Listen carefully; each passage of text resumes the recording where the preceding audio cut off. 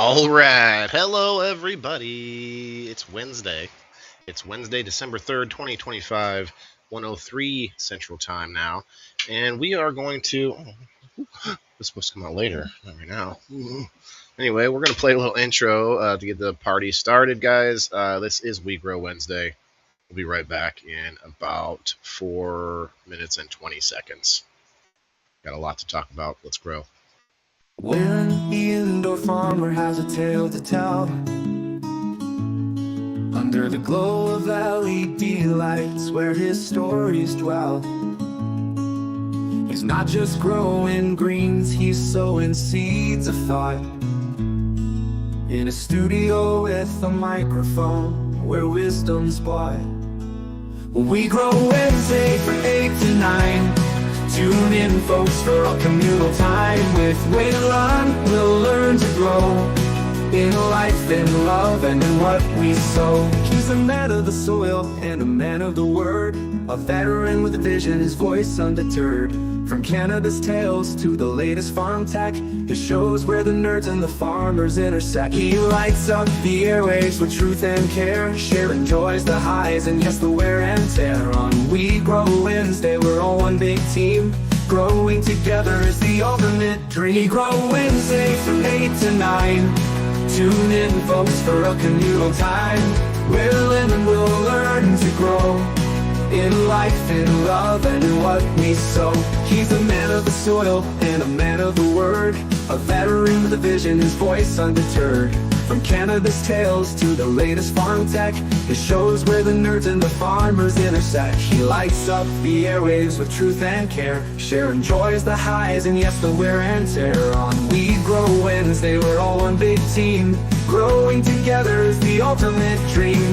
We Grow Wednesday from 8 to 9. Join Waylon for our journey so fine. Learning, laughing, and sometimes sad, but always together from the good to the bad. He speaks of the benefits, the pros and the cons of the plant that has helped him feel less withdrawn. With guests from all walks, stories to share, Waylon makes sure that no one feels like they're there alone.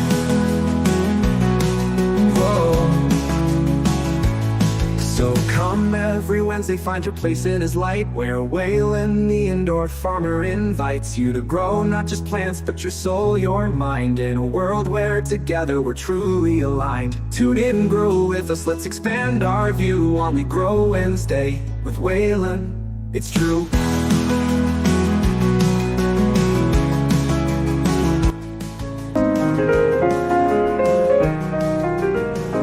Waylon, the indoor farmer, has a tale to tell.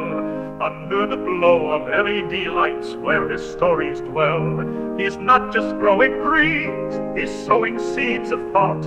In a studio with a microphone where wisdom's taught. We Grow Wednesday from 8 to 9. Tune in, folks, for a communal time with Waylon. We'll learn to grow in life, in love, and in what we sow.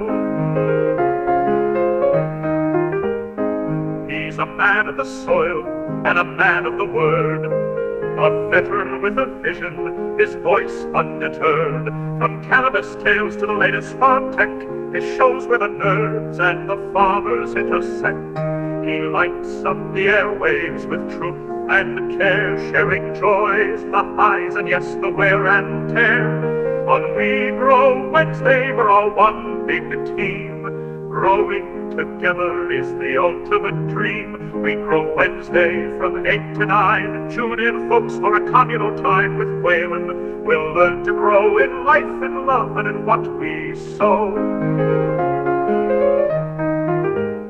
He's a man of the soil and a man of the word, a veteran with a vision, his voice undeterred. From cannabis tales to the latest farm tech, his shows where the nerds and the farmers intersect.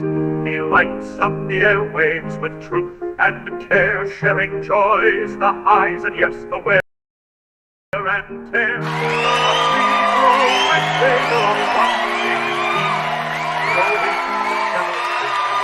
When the indoor All right, hey, we're back, guys. We're back. I actually just had enough time to go say hi to Kick. going on Kick these days? I don't go over there much, but we are live on Kick. What do we got? 167 followers. Very cool. Very cool. One sub. Okay, all good.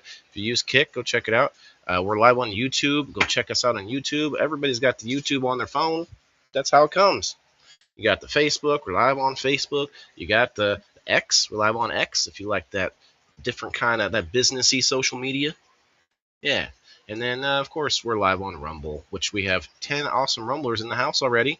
It's Waylon Wednesday. I didn't like to name it that, so I named it We Grow Wednesday. A little too pretentious to name it Waylon Wednesday, right? But it is Wednesday, and I've been leaving the game night runner up all night or all week because it tells you what day and time that we do game night. And I'm like, let's tell people all week long. Why not? It tells you Sundays at 1 o'clock. There you go. Sprout, you're going to have to go lay down over there now. We got a lot to talk about, actually, guys. There's a whole bunch going on. The hemp battle is now affecting our food, beside like things that are in the grocery store that were previously legal.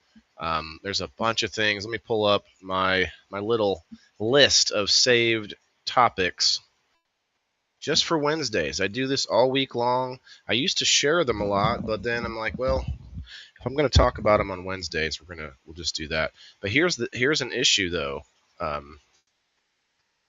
First of all, I want to put this in because we're going to play a little something different this month other than music. So here's my saved list. Go back to me for a minute. Actually, let me turn this up. No?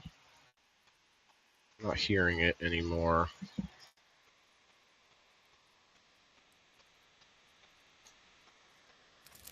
Maybe go up a little louder. Let me know if the fire is overwhelming my voice, guys. I do appreciate anybody that helps me out with that. But I am Waylon, the indoor farmer. Nice to meet you. I hope you'll hang out for a little while. We do a giveaway at the end of the show.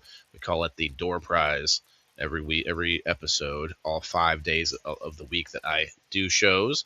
Go check out my schedule or ask below. We do a door prize, but we also do a number post wheel spin for my subscribers. So if you are a subscriber, consider going over and getting yourself a number on locals.com. If you want to subscribe, go join me on locals.com at my little community there called theindoorfarmer.locals.com. Well, that's not what it's called. That's the direct link, theindoorfarmer.locals.com. Sit. Roll over. Play dead. Shake. Speak. Stare at me. See, some people, some dog owners, they feel like their dog doesn't do tricks for them, but sometimes you just got to find their thing. I found his thing, staring at me. Oh, one thing I wanted to go over before I get into these posts that I save. I've been doing this, but then I got a prompt recently that says I can turn on this thing that supposed to protect my original content on Facebook, and I believe that's probably just within the app. I made a post about it. I think it's kind of funny because a lot of people out there steal memes and steal whatever they can, and so I feel like a lot of those meme stealers might have a rude awakening now. Somebody commented, said, "Oh, I'm going to do it anyway." I'm like, well, I'm sure people will find a way around it, or just retype it out yourself or whatever it is. But it is interesting. So the reason that I bring that up is because I may get hit with some of this stuff because I'm promoting the pages. I tell you where I find it, all that good stuff. But if I put it up on the screen, some of this stuff might get copyright claimed. So I want you to know that you will still be able to watch us on Rumble if the Facebook goes down. No matter when that is, almost no matter when that is, unless Rumble has some kind of technical glitches happening that day or something like that, which happens. Every site has a little something going on every now and then. But right now, I just saved this, and it's a doozy. I mean, I have a whole bunch of stuff saved after this, but it's most recent thing, and it's a doozy. My friend Matt Anderson, also our sponsor from Your CBD store in Quincy, Illinois. Shouts out, Matt. he's paying a lot closer attention to this than I am, obviously, because it's his business, and it's intense. There's a lot to pay attention to, so it's hard for me to really get into it. I just kind of keep an eye on what these folks like Matt are talking about. Let's actually. I want to read what Matt said first. Mitch McConnell's decision to create monopolies truly did not only affect the hemp THC industry. The decision a few weeks ago, for which Rand Paul fought hard to prevent, is now already affecting everyday food products which have existed for 30 years. I tried to further our gift card services through Stripe, but this past week, no products, just simple gift card sales. They shut my account down within 12 hours and pointed to a new provision within their policy going to be a fun 2026, I guess, he says. And then the meme here says Hempzels, I guess they're a big company, or like, I don't know, cannabis company. Bad news, the war on hemp has now affected processing your orders, suspended PayPal, Venmo, and Stripe. Checks work, cash works. Last day open in December is this Saturday. Wow. And then it came from Richard Rose. I don't know, Richard. It appears the hempanoids controversy is now impacting a 30-year-old hemp seed food industry. Let me just do this. Hemp seed food industry. Where was it? Oh, yeah. And hemp seed food business. Okay, they're just talking about Hempzels. PayPal, Venmo. Okay, that's basically what we just read. It's not just me, but many people who have earnestly worked toward reintroduction of the oldest fiber, seed, and oil crop, Camergy, from the farmers' fields. My focus has been on hemp grain with total respect for true cannabis hemp flower, even that message is threatened to an elite class. Yeah, it's threatening to an elite class. Yeah, that's true. There's not a lot I can add to this. I just know that there is a battle happening. It's not over, and if they continue to affect long-standing industries and not just the ones that are emerging now due to states allowing, or having separate different laws. And cannabis is not the only thing this is happening. Many states are becoming more hyper-polarized and adding in more extreme, or I don't know if I would call it all extreme, but more contradictive laws and legislation from the federal government. And that's, it's a scary thing, but it is interesting that there's this back and forth, even though they can't seem to do much of anything else, but they really care enough about cannabis to spend a lot, to throw a wrench in the mix on purpose. And I think, I fully believe a little bit of that is the fact that, like the man says, it's the world's oldest fiber, seed, and oil crop. I mean, and one of the cheapest, one of the easiest to grow. Like, there's so many. I mean, I'm not talking about like good bud. That's not always easy to grow the best bud. I'm talking about just getting those fibers, getting that hemp for that kind of a thing. And now they're going to affect all that too. So it's going to be wild. We'll see what happens. There's going to be probably some states that reject it. I could see some states say, we're going to go with our laws. I mean, they're already going against the federal government by legalizing cannabis.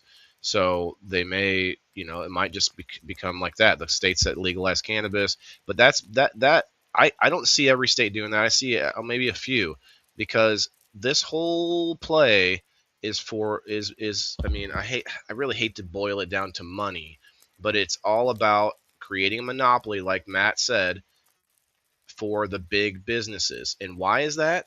Because all of the bigger businesses are owned by the same companies, and that's not conspiratorial. That's a true fact, guys. I'll get to some comments here soon. I see lots of them. Thank you, guys. That's a true fact. It's not a conspiracy that BlackRock, State Street, and Vanguard own almost every major company in the U.S., maybe the world. I don't know. I know the U.S., but the issue is that once you can hand something upward to the bigger companies, you're not handing it to you're not handing it to a hemp company. You're not handing, you know, soft drinks to Pepsi. Pepsi is just the front person. Pepsi is just the face of who owns them. And the same thing is going to go with the hemp industry and whatever else that they can force little guys or regular people or average members of society to participate in. They can force you out by making just creating red tape and hurdles that you have to pay to get over, which is so many things these days. So many things. That's why I continue to say that the only way, and I don't condone, I don't, what's the word? I don't advocate for war, but I do see that that is almost the only thing that societies ever do in order to reset. There's nobody's going to stop and be like, you know what, for this year we're going to just spend time getting rid of old laws that we don't need anymore. Nobody's going to do that. Anyway, I'm ranting, but it's just like that. It just keeps stacking up and stacking up and stacking up, and all the red tape, all the regulations, and everything just keeps stacking up to the point where it just cannot. It just topples over, you know. And I don't think it's a scary thing or a sad thing. I think it's just part of life. I think it's a cycle, and you know, maybe it won't be as bad as what you might be worried about. Maybe it'll be, you know, better. Maybe, who knows. But we also can point to a lot of things about war, not to get down that topic, but just like the fact that wars are usually only fought by like a third of populations. Like a lot of times, especially big populations, most people just like go to work like normal, which is pretty weird. I mean, I've never experienced that, but it'll be interesting if that happens during my lifetime. Scary, interesting. I mean, that's life. You know what I mean? Struggle, ups and downs. It's not good or bad. It just is. And this is just another little piece on the pile. You know what I mean? Another little straw on that camel's back, per se. Anyway, let's get out of that topic. It's an intense topic for a lot of us. Most of my viewers do use cannabis or are accepting of cannabis. I am not a specifically cannabis creator. I talk about a lot of things, and cannabis is just one of those things, and something I happen to partake in. Furthermore, these people that are so against cannabis that they wouldn't work with you on anything else, like say financial or gift cards and stuff like that, that is part of the problem. That is a problem.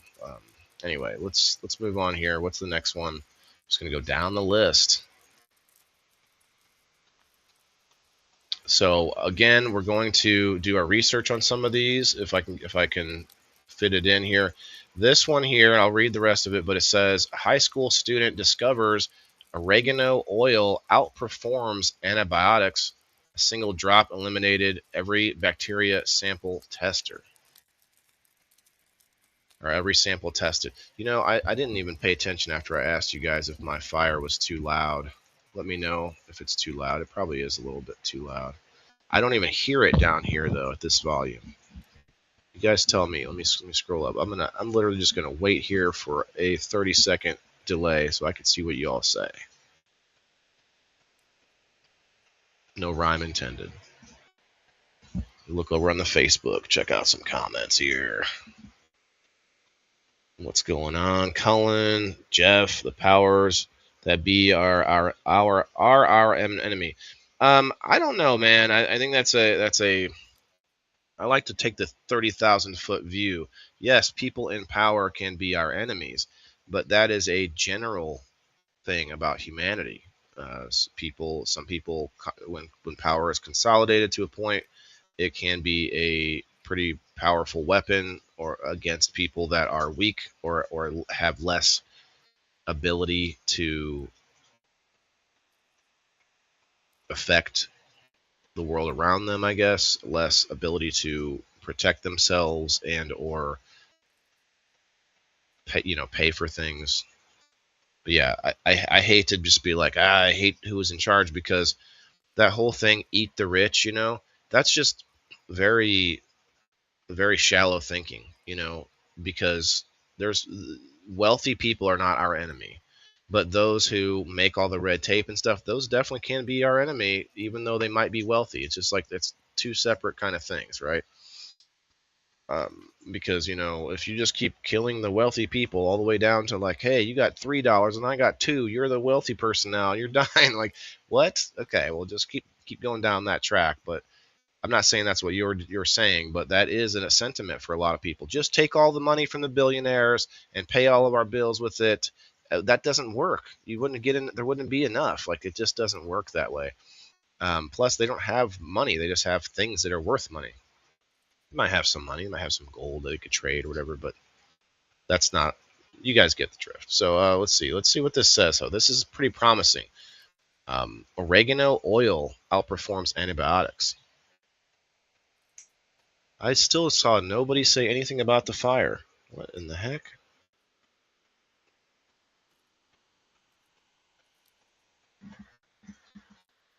Don't start thinking you have power, James. They're just not. They just wanted to avoid a lawsuit. I'm just kidding. You got some power, I'm sure, but yeah, definitely gotta without going to like lawyers because, bro, having some. We're gonna talk about defamation this week, actually, James, and on people in the boxes. Somebody stole James's designs and name and everything and tried selling sweatshirts on Amazon. Pretty crazy these days. Let's check this out. It's pretty cool, very promising. Antibiotics, which means that means a lot of things for people who are antibiotic resistant. Let me read this. It's promising, but I don't know if it's true. It's from somebody called Ethereal Earth Discoveries. It says a high school student has captured the attention of scientists worldwide by showing the oregano oil can eliminate bacteria more effectively than several widely used antibiotics. With just a single drop, kills every strain she tested. Her science fair project compares the oil to standard antibiotics treatments, producing results so impressive that microbiologists were shocked. The experiments displayed clear areas where bacteria could not survive, highlighted the oil's remarkable potency.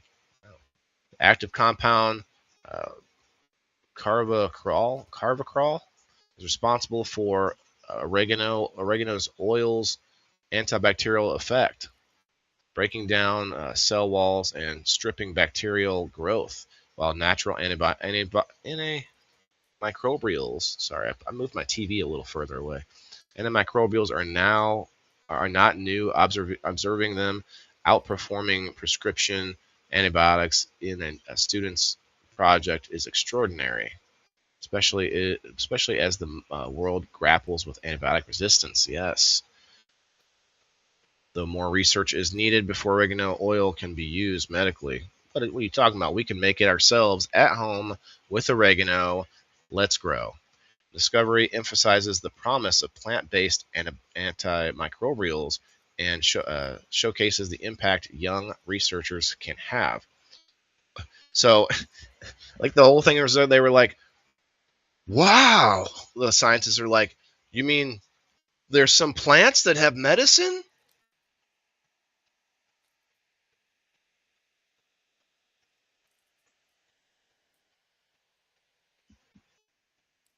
What? It takes kids. The kids have to show us that there's some herbs and there's plants that can be turned into medicines.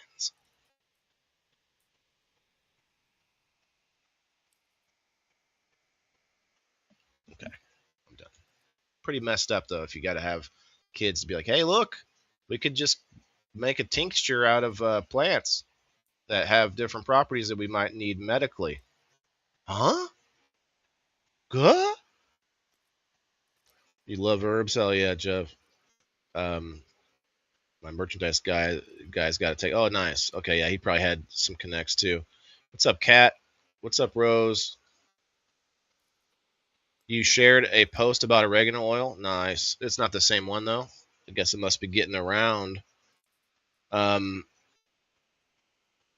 yeah. Actually, I almost tried some. Your CBD store sells it. Matt was trying to get me to try it. First time, old ways to cure illness was always organic methods.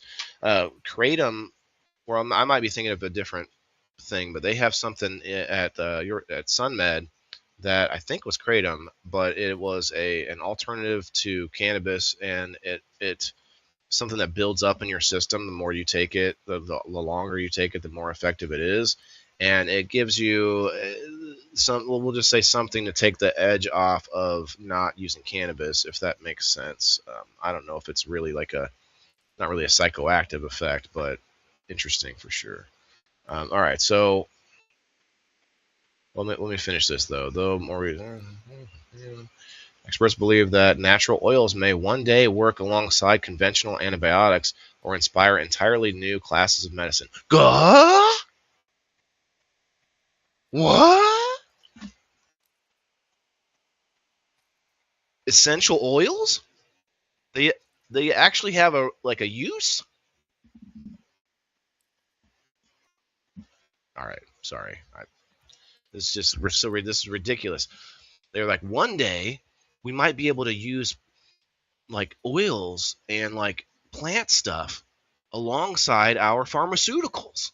Is basically what I just saw. Just what I just read. Like, it's just ridiculous. Someone said we take that and raw honey. I'm sorry, but honey is raw. If you have or unfiltered, if you eat what's called unfiltered honey, then you might have bees floating around in it. Don't go and buy unfiltered honey. That's not a real thing. It's like there's some labels on some things that are funny, like raw honey. Well, like honey is raw unless you add corn, like high fructose corn syrup in it or whatever, which a lot of them are doing. Buy local. Buy from one of my sponsors, riverviewroadapiary.com. Check them out. I could get lost in these comments probably, but let's just read one of the higher amount of engaging ones. God gave us everything natural to heal ourselves. Man decided to go the other way. Boom. Basically what I was trying to say. Yes. It's just funny. They're like, whoa. They're like dumbfounded. They're like, we may go back to plant-based medicine soon. The scientists like, eureka.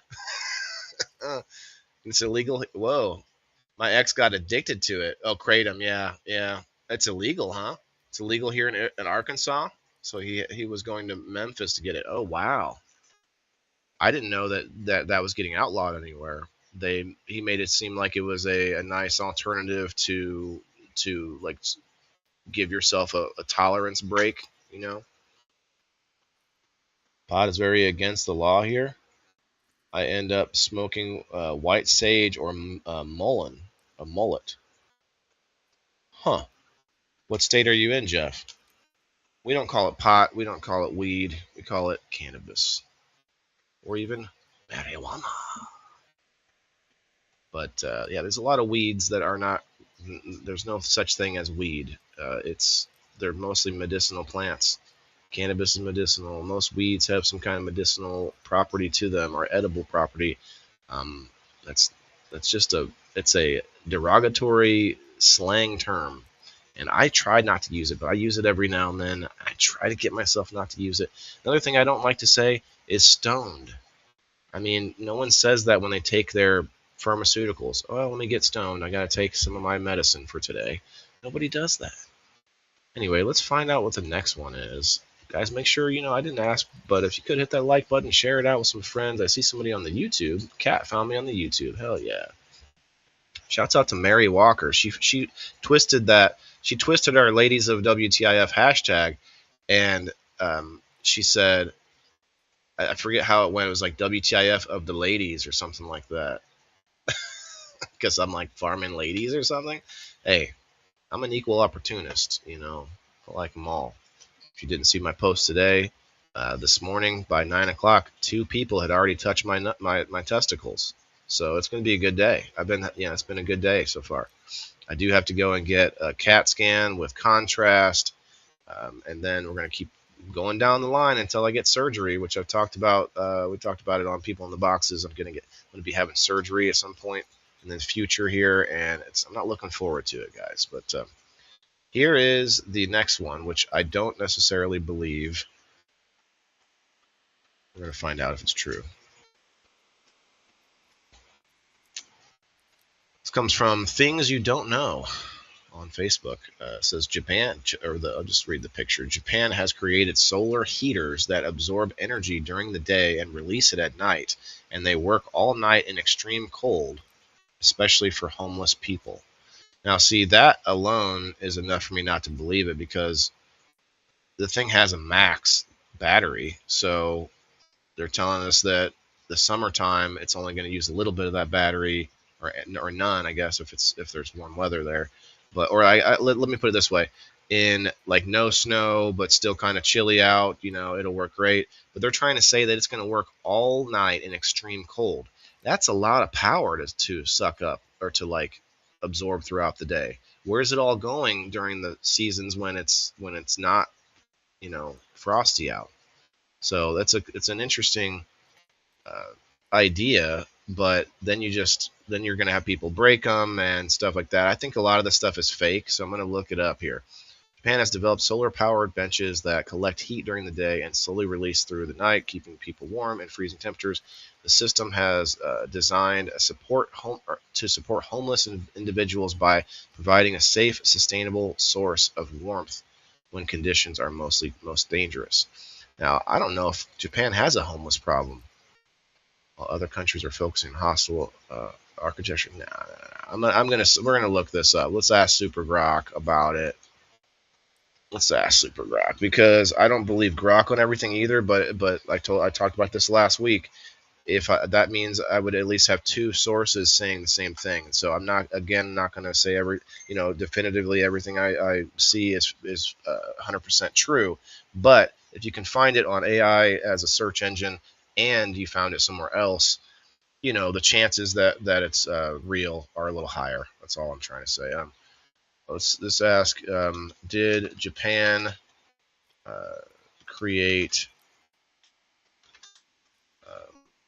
just like seat warmers, they call them,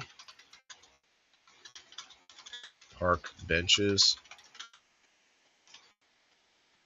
that keep a person warm through the night in extreme cold? I've seen some other similar designs. They say other countries, this and that, but I don't know if they're all making them for real or not. Okay, right away it says yes. Japan has developed and is testing solar-powered. I forgot to put solar-powered. Yeah, solar-powered heated benches in public parks to help people. These innovative benches use phase change materials to store solar energy absorbed during the day via built-in panels. After sunset, the PCM slowly releases heat, maintaining a comfortable temperature around. Okay, so what if they just work all year long? So they're just going to be putting heat off into the atmosphere. I guess that's what the sun did already. I don't know. This sounds interesting though. It says like between 95 and 104 degrees Fahrenheit. What? On the seat surface? Does anybody want to sit on a 100-degree seat for up to 12 hours, even in sub-zero conditions? The design focuses on the seat itself as a warmer, providing targeted warmth without relying on electricity or fuel, making it sustainable and cost-effective. I want to know what happens if no one's using it or in the warm weather.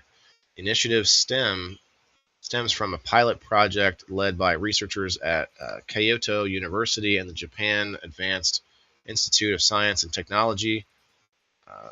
It begins as an experimental effort in urban areas like Tokyo and Sapporo, where winter temperatures can drop below negative 10 degrees or 14 degrees Fahrenheit. Early results show a reduction in cold weather health issues among users, with benches installed in high-need spots like parks and bus stops. This contrasts with earlier hostile architecture trends in some Japanese cities, where benches were initially made uncomfortable stainless steel designs that get extra cold in winter to deter loitering. I don't know. That could be, I don't know. I have to look at the data on that, but that could be kind of a good way to keep your city from having a giant tent city in it like LA. Project highlights a shift toward compassionate urban design, blending technology with social good to offer dignity and safety without encouraging dependency. What do you mean without encouraging dependency? That that is encouraging dependency. I'm sorry, it is. As of late 2025, it's expanding based on positive feedback. Wow. This is a little disturbing because what happens when you start getting people killing themselves over that heat? Um, I don't know. Maybe that's an extreme thought of mine. But one of the first things I thought of is like how many benches in how many places. Like you better have enough benches for a homeless, and the homeless will continue to grow. And I don't like that term anyway. The or the unhoused or whatever.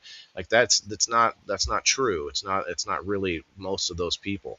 Very small percentage of people that are quote unquote homeless are there because they don't have a house, and that's the only reason. Like that's not it's not a good term to use. So just imagine 5 benches and 20 homeless in sub-zero weather. You know, like that's going to be a battle royale. Everyone's going to be sitting on each other's laps. They're going to be like, I mean, I don't know. They're going to start fires. They might break the systems. People did that with like some cities would start up with these bikes that you could just pick up anywhere and use. And what happened? Well, they ended up mostly being thrown away, stolen, or something like that, and damaged. No one's going to fix it. So these programs sound nice. They make you feel good. Oh, I feel so warm and fuzzy, like 104 degrees temperature on my ass. What? 104 degrees on my butt? Oh, that makes me feel super warm and cozy, warm and fuzzy.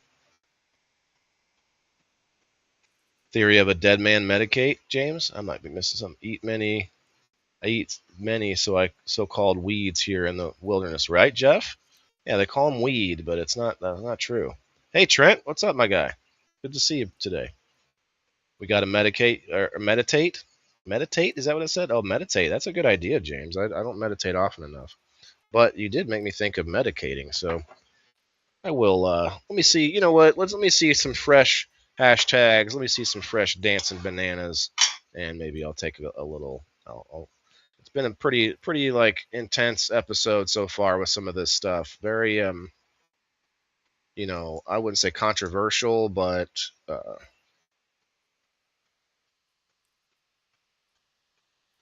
I guess intense works there. But there's probably another way to describe it. It's engaging in sometimes a bad way. There's these kind of topics can get some people really pissed off. In other words, so you know what? Most of you know that I don't shy away from those kind of topics. I give you my opinions, and then I give you some facts if I can find them, and I try to show you where I find them. Like that's a big thing. People are like, that's a fact. Okay, well, tell me where you find it. If you can find a fact somewhere, and then you find it multiple places or whatever, well, maybe just maybe it might be what you think of as a fact. For me, I give you some nuance, and there's always some nuance. Like it might be cool to have heated park benches, but I just see problems with that. My humble opinion, because I don't know that we can really quote unquote solve the homeless problem. I just feel like there are a percentage of vagrant people that would rather be that. There is a percentage of people who need help and just are down on their luck. Most of those people rebound, but once you get into the drug use on the street, I don't know, you can argue with me whether I'm using drugs right now. A lot of people call cannabis or say cannabis is not a drug. I think it is. I think food is a drug. I think anything you put in your system can be considered a drug and can have effects with different ways of taking it. Just like the antibiotics we just read about. What was that? Cloves? No, it wasn't cloves. What was that we just read about antibiotics? Go back a second. Forget what plant that was. Oregano. right? So you're like, oh, that's not a drug, that's food. Well, now it's a freaking antibiotic. So tell me that cannabis isn't a drug again. We're all doing drugs. Like, oh, you're on the street doing drugs. Well, there needs to be a different term, maybe illicit drugs or maybe non-medicinal. Well, no, you can't even do that because you can abuse. Remember the opioid epidemic? The doctors just writing scripts to anybody like that. That's, you tell me that's not doing drugs. Like, good luck. I love all the people who hate cannabis but then push coffee companies. It's like, well, okay, so you don't get giggly on coffee, but you sure do get some other shit from coffee. No pun intended. That was an accidental pun, but that was fun. Cheers. Cheers, everybody. Look, it's 1:44 today on Wednesday. Smash those buttons, if you will. We got a lot more to talk about. In about 20 minutes, we'll do our number spin. Cheers.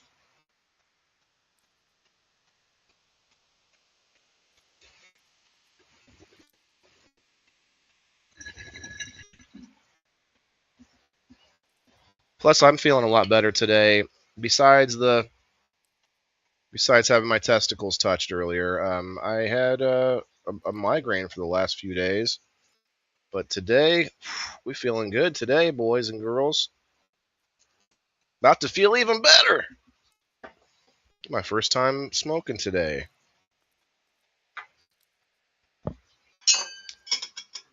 I made some biscuits, and I got this medicated butter, highly medicated butter, highly concentrated. The person, I believe Jessica White, gave it to me and said I could actually break it down to 2 sticks because of how concentrated it was.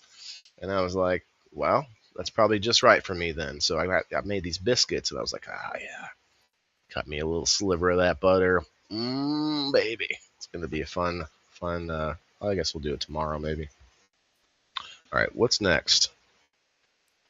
Comment below. Tell me what your opinion is on any of this. And actually, I am still waiting on a word that whether or not any of you can hear the fire crackling. Can you hear the fire crackling? Do I have to go? I know we can hear it now. It's a little too loud for me. I like it just like a low crackle. How's that? Betty, hey, Betty and Alice on the YouTube, and Kat, thank you for finding us on the YouTube. Jeff, that's a hell of a emoji strike, bro. I appreciate it. Betty on the Facebook, thanks for popping around, ladies. I do appreciate it. All right. Oh, by the way, we got up to 595 on the. We got to 595 on. Oh, I gotta. On followers on Rumble. Appreciate everybody's help. Let's get up to 1,000 and I'll do a big giveaway. 1,000 push on Rumble. All right, here's another thing that I don't know is real or not, because I don't know about you guys, but used tires, they got a lot of like metal sticking out of them. They're not always structurally integer. They don't have, they're not always like a structurally sound, I guess. And they're all different shapes and sizes. So what this is saying is, we're going to check it out. It's from Engineering Post on Facebook. Across Europe, millions of old car tires create a massive environmental challenge. They can't decompose. Burning them releases toxic chemicals, and they take up huge amounts of landfill space. But a Czech company has turned this problem into a sustainability success story by converting worn-out tires into advanced noise reduction barriers for highways and city streets.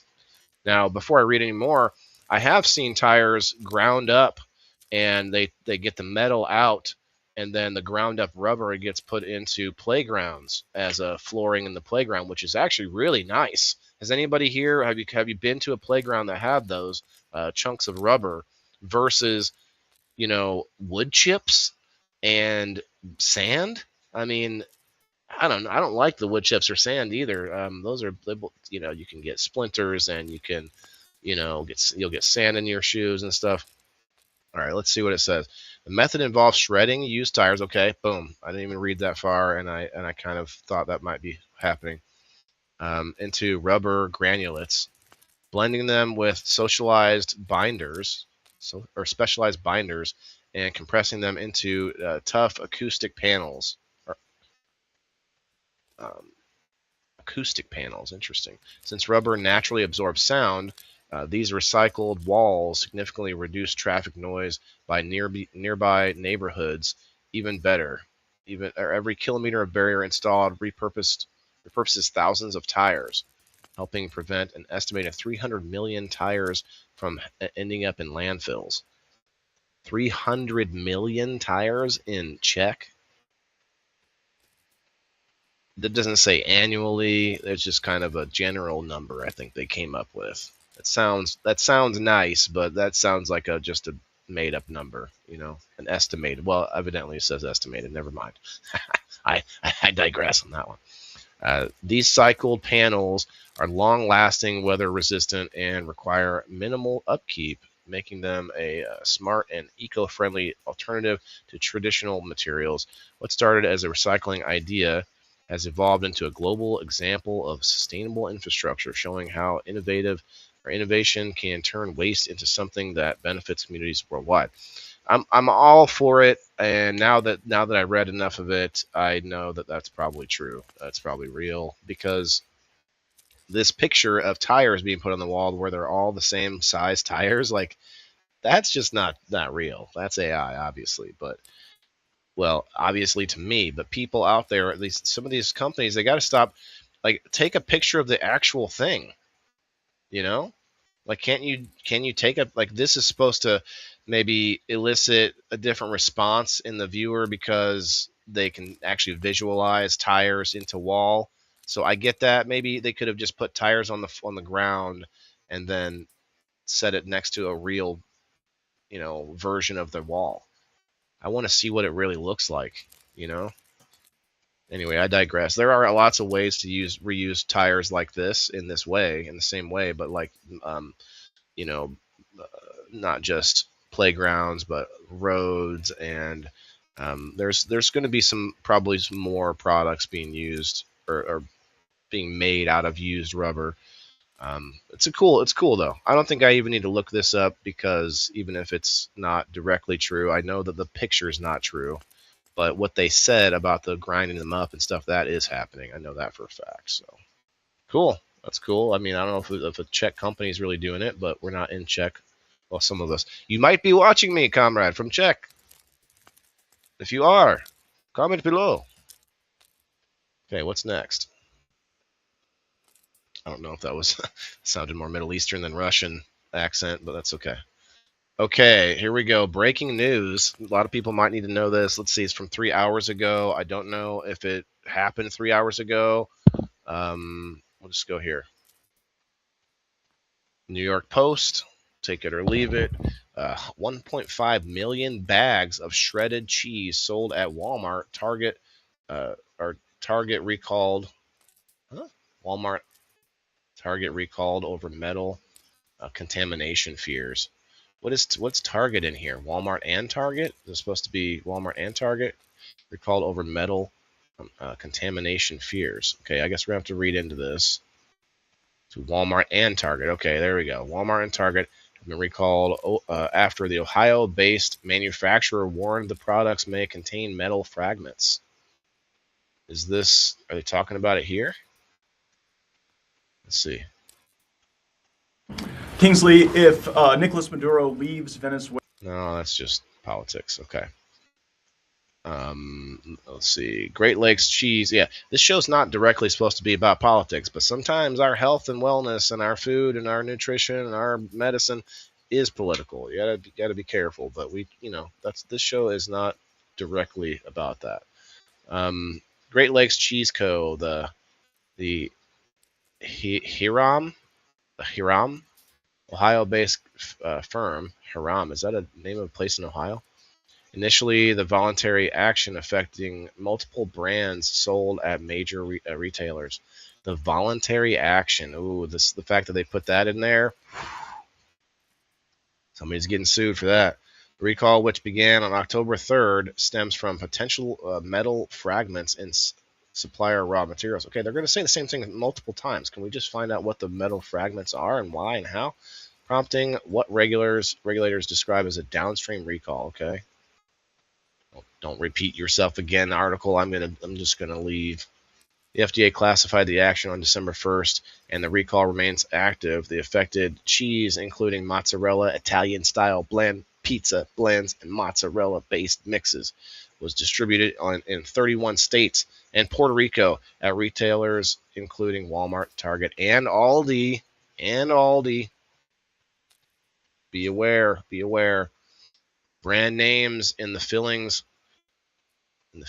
and in an FDA-linked update include Always Save, Borden, Brookshire's, Cache, Valley Creamery, Coburn Farms, Great Value, Happy Farms, we have Great Value, Food Club, Econo, Gold Rush Creamery, Freedom's Choice, Good and Gather, and others. Interesting. Sell-by date on the affected product run from January through March 2026, depending on the brand and formulation. Well, first of all, let me just say this about shredded cheese.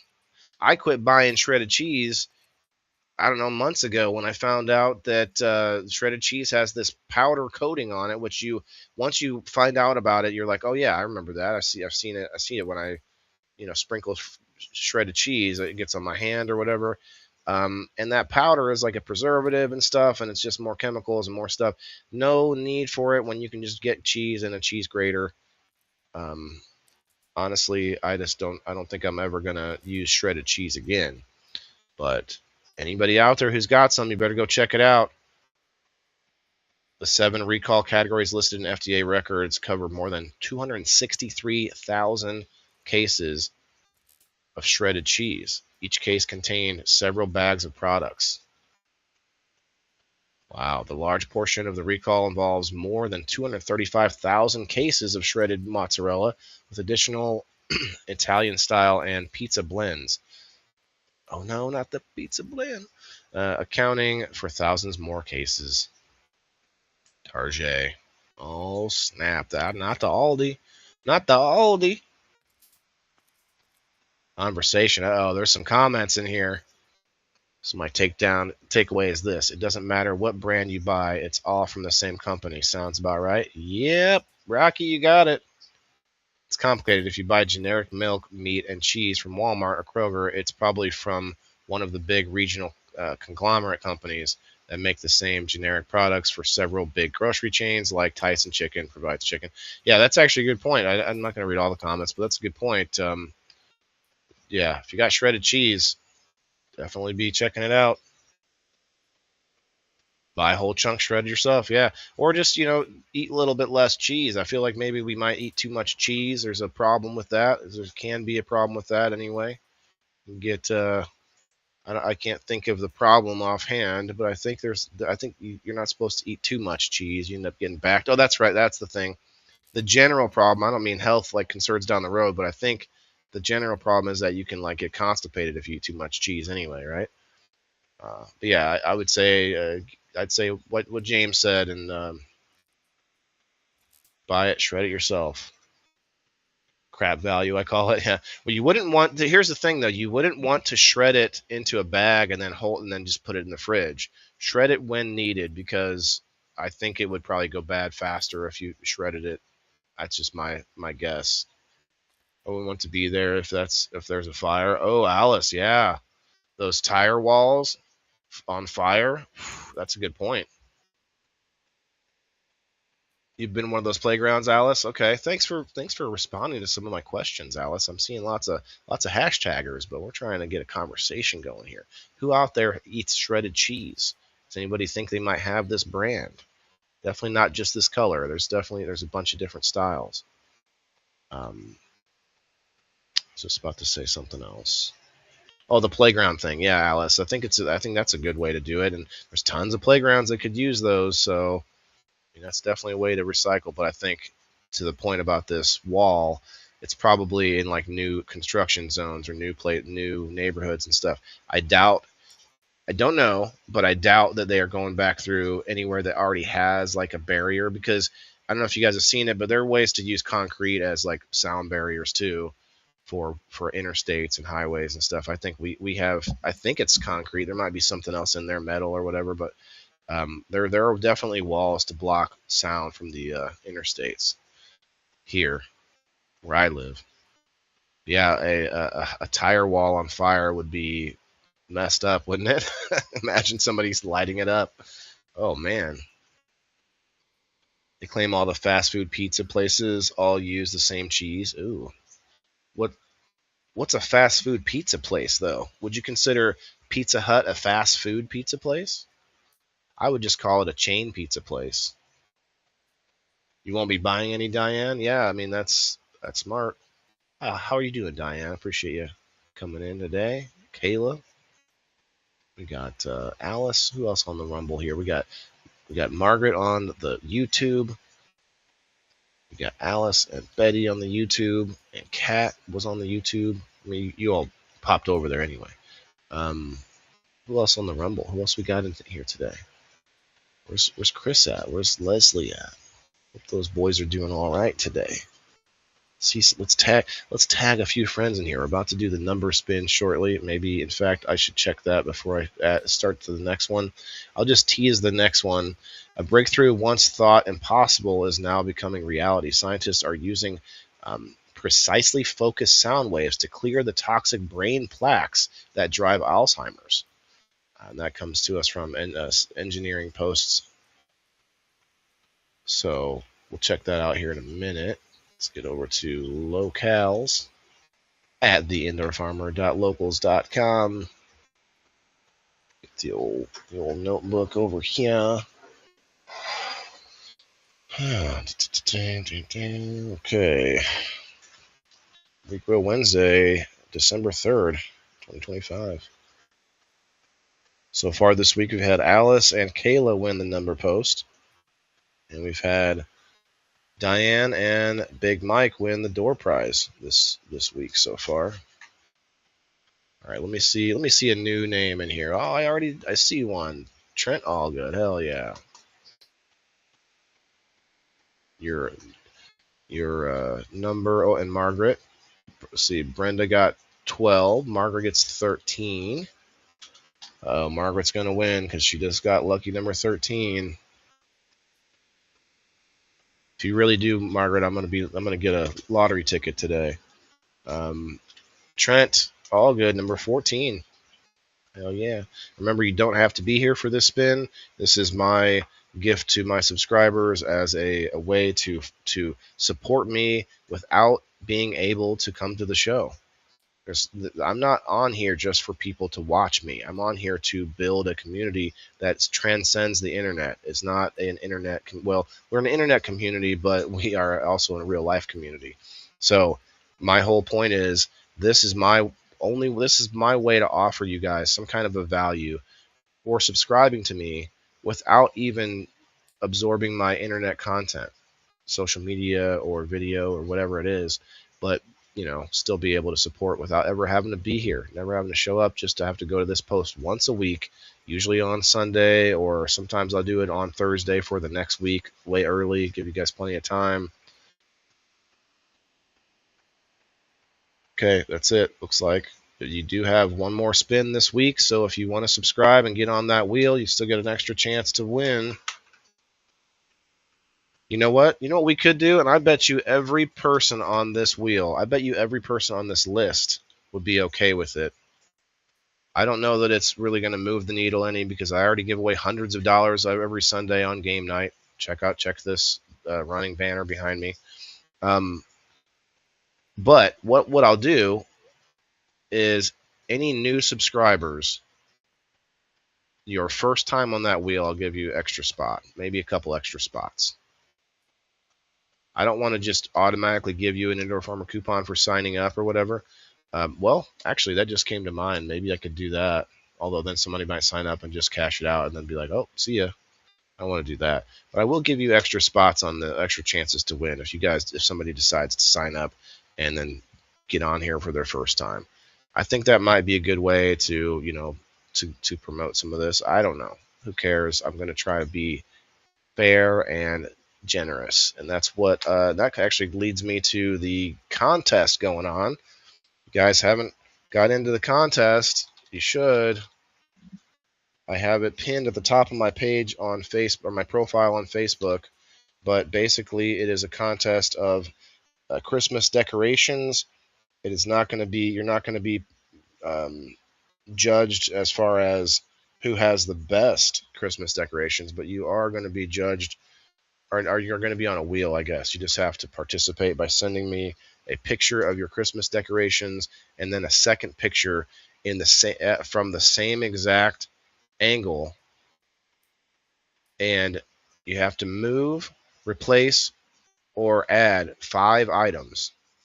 And the other catch is you have to be a member of Locals. You don't have to be a paying member. You just have to be a free member at least. And you know what? I should have said something about commenting in that chat, like done or something. Yeah, I should do that. I'm going to change that right in a moment. After we do this spin, give Rose her second. If you are the first person to comment on this wheel every week, I do it kind of different times, so it's kind of random, but if you're the first person to comment, you get 2 numbers on the wheel. So you end up with 8 chances to win that week versus 4.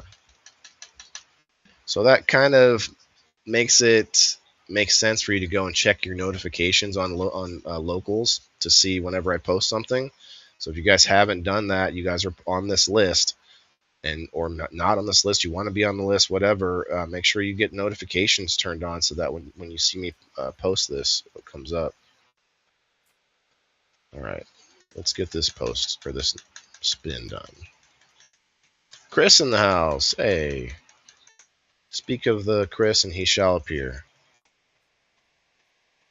I ate a gummy. I'm feeling fine. Oh, nice, Diane. Let's go. Did I? It should be at a minute. Okay, let's go, guys.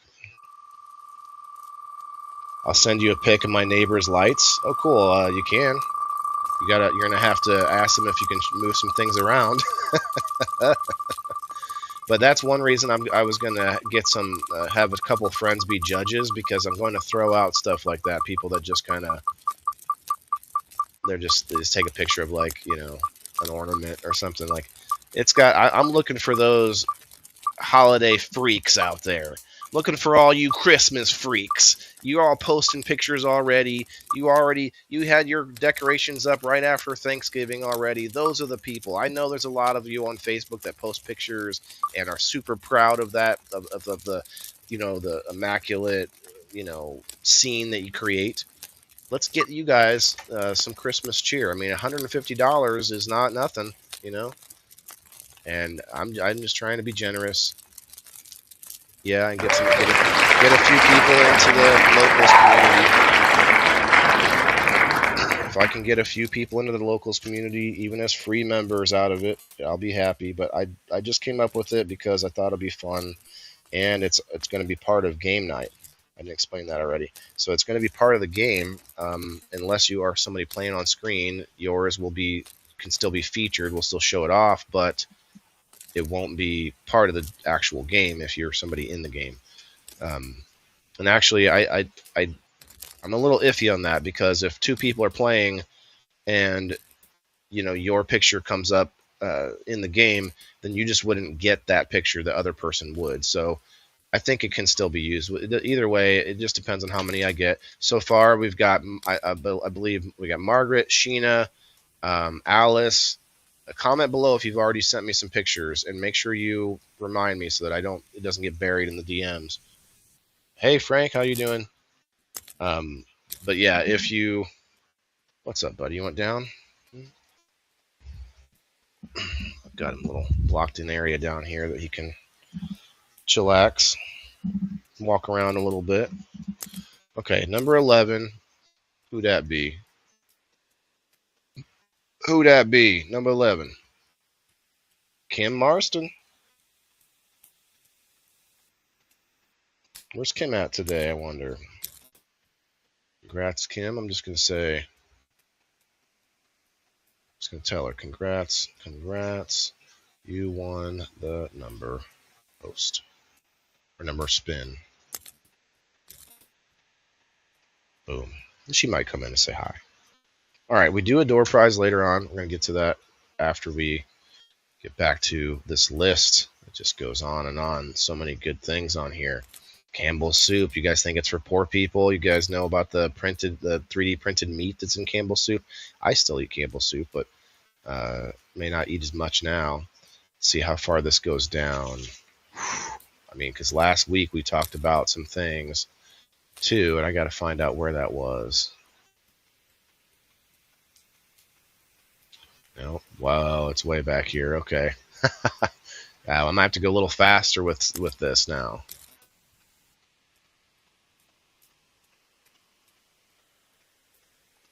Black Friday sale. I don't think we need to talk about that.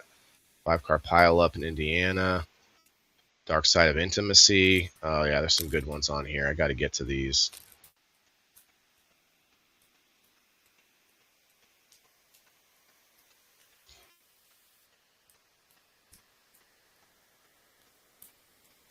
Need to see where we ended at last week.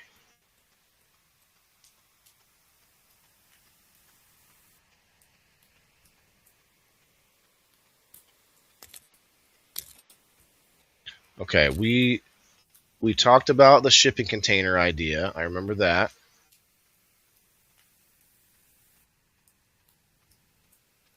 And the plant-based mushroom plastics. So I think we're here. Dog Chow's mission, a life-saving PTSD service dog for every veteran in need. So I think I saved that because that's interesting. I don't use Purina anymore, but they're trying to give a veteran, or how they put it. It's very loud and I can't change the audio of it, but let me play it one more. Dog Chow's mission, a life-saving PTSD service dog for every veteran. PTSD service dog. I mean that's. I guess I'm included in that. I guess I could get one, but I have 2 of my own dogs, and they are somewhat medical, therapeutic. Pets can help us out of a really dark time. Pets can be very understanding and forgiving and loyal, all these things that you just feel like you've lost every bit of. So even having a pet like I do, like 2 pets, has helped me through that. And God rest his soul, poor Dookie boy, my Sir Ducas Bartholomew Baronius II, my little Pomeranian that I had before this little gremlin. I had him for 14 years, and that boy was such a good boy, and he was with me through my darkest times in life. So after the war and everything, so basically right up the alley of this post. But this is good news. You may not love, dry dog food or whatever Purina offers. You might not like that company, but this is pretty cool. If you are a veteran, or if you know a veteran, let them know. Let them know this is I think it's pretty cool. Who posted this though? Whoa. Well, I don't even know what that is, but we're not watching that. It's from just I guess Purina Dog Chow. Okay, Purina Dog Chow. All right, what do we got next? Alright, y'all, these bacon-wrapped cheesy onion bombs are about the coolest and most delicious things you're ever going to make. Amazing looking. Big on presentation and even bigger on flavor. Oh, alright, you're going to cut in half large sweet onions, core them out. Okay, he's explaining it, but we can see what he's doing. It's not that bad. Put the seasoning, mix up the meat and the cheese and a couple of eggs, or 1 egg or whatever. By the way, I said this last week. I've been doing this a little more with the save posts. If you guys anyone needs linked up to one of these save posts, I don't share them or anything, so you're not seeing them on my feed. But if you want me to send one to you or tag you in any of these different posts that I put up on Wednesdays, not put up, but show on Wednesday's show. These look pretty darn good though. Whoo! Huh? Right? Oh, my chat got stuck. Walmart crap value cat food. Yeah. Well, I used to do the Purina Purina One, thinking it was good food, but nah. Anyway, that's a cool recipe. Very cool. Here's another cool recipe. Purple Punch. This comes from, I forgot the guy with the cooking just before here, but this one comes from Grow Your Own Lives. Grow Your Own Lives. 1 cup grape juice, 6 red apples, a half purple cabbage. Half a purple cabbage. It's pretty cool, huh? Juicing for Longevity recipe ebook. That's cool. Most of these posts do have some kind of link there. Juicing for Longevity recipe ebook. That's cool. Looks good too. Makes me thirsty. I have to take a drink of water. Will somebody tell me if they can hear the fire crackling? I feel like I'm in the Twilight Zone about that. Not once has anyone answered it, unless someone did and it just skipped by, but I doubt it. Only 16 people here. The chat's not going that fast. Only feed your dog pedigree? Oh, I don't do that. I do fresh food, like real chicken and vegetables, but I don't know anything about the pedigree company. But he said 3D printed chicken in the soup. Yeah, we're gonna get to that, James. If I get to that by to the end of the show. Crap value, LO for poor people. What do you mean crap value? It's Campbell's is what the post was about. Great Value is just a grocery store, I think. They got their brand too, right? What's this? Did you know you can juice the whole watermelon? Cannot hear it at all. Thank you. For the love of God, thank you, Margaret Jett. Let's see. You could probably hear another song if I played it, because that's above the usual volume level that I go to.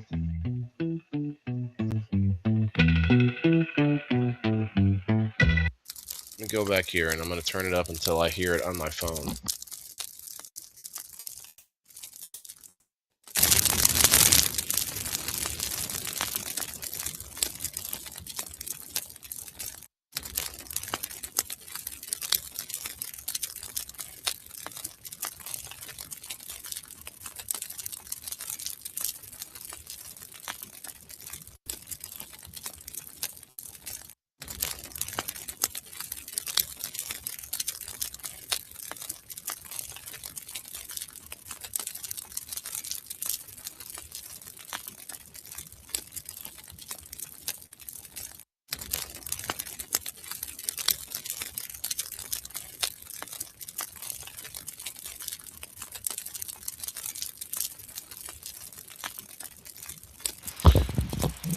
Am I frozen on Facebook?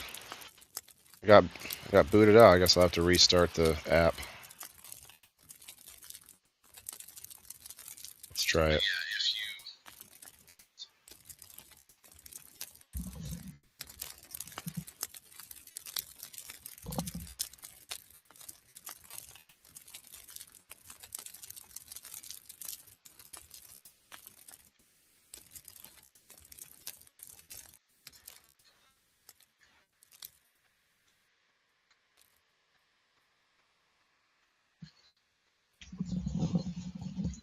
I don't like that fire crackle. I need to find a different one. It's not crackly like I like. It sounds more like static. I'm not loving it. All right, what's this next one here? 30% Black Friday sale. I think I just wanted to talk about the juicer of this. That's right. Let's just pause this. So, did you guys know that you can actually juice the entire watermelon? You gotta take this, I guess you take the seeds out, but or maybe not. I don't know. You just chunk it up.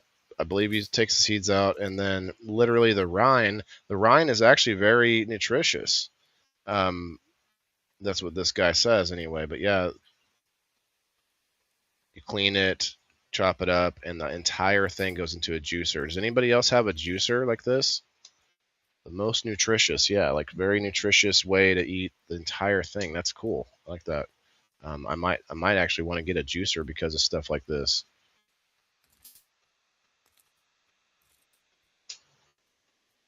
You hear me? This is what electric juice. James, you hear me and see me, huh? Well, I think it's a little more audible now. This is more juicing, but this is about basically the difference between an electric juicer and a hand squeeze juicer. This is what she says. This is what electric juicers don't want you to see. I have her muted, but we'll just let her do it. So you got freshly squeezed orange juice, and she squeezes like, I swear, like a dozen oranges for this one glass.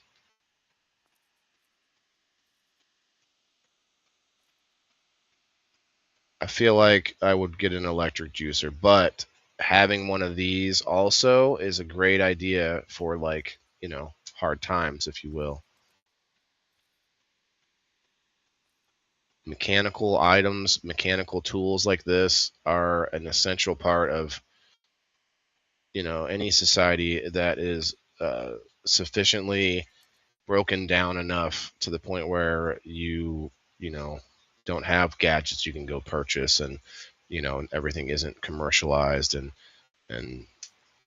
you know, you don't have the means and the money to go and buy special electronics. Having hand tools, you know, it's great. A lot of things. Anyway, I don't know how many oranges she squeezed, but that was a lot. And then what do you do with the rest? So are the seeds, James? Maybe he'd put them in there too. Maybe he didn't take the seeds out, actually. I thought maybe, what are you doing over there, duders? Eating spiders? Okay. All right, let's keep it moving. Where I come from, these are known as hedge balls. And if you ever find any, you might be standing next to one of the toughest livestock fences ever created. Hedge balls come from hedge trees, and in your area, this weird fruit might have lots of different names, but back before barbed wire became a thing, farmers would plant hedge trees in what we call hedge rows. They'd plant them close and tight, and the tree limbs, pruned correctly, would grow together. And these trees are so tough that cattle won't try to push through them. And the logs out of these trees that are often used for fence posts, especially corner posts, they could last in the ground for more than 50 years. Where I come from, these are known as... I've seen these things around. I didn't know they were so useful. Farmers using them as fences even. That's pretty cool. The way they grow together into each other and everything. That's pretty sweet. James says that juicer is cool. I have one, but it's different. Saves energy. LOL, I have an older hand crank meat or grain grinder. Oh, that's cool. Little hand crank grinder.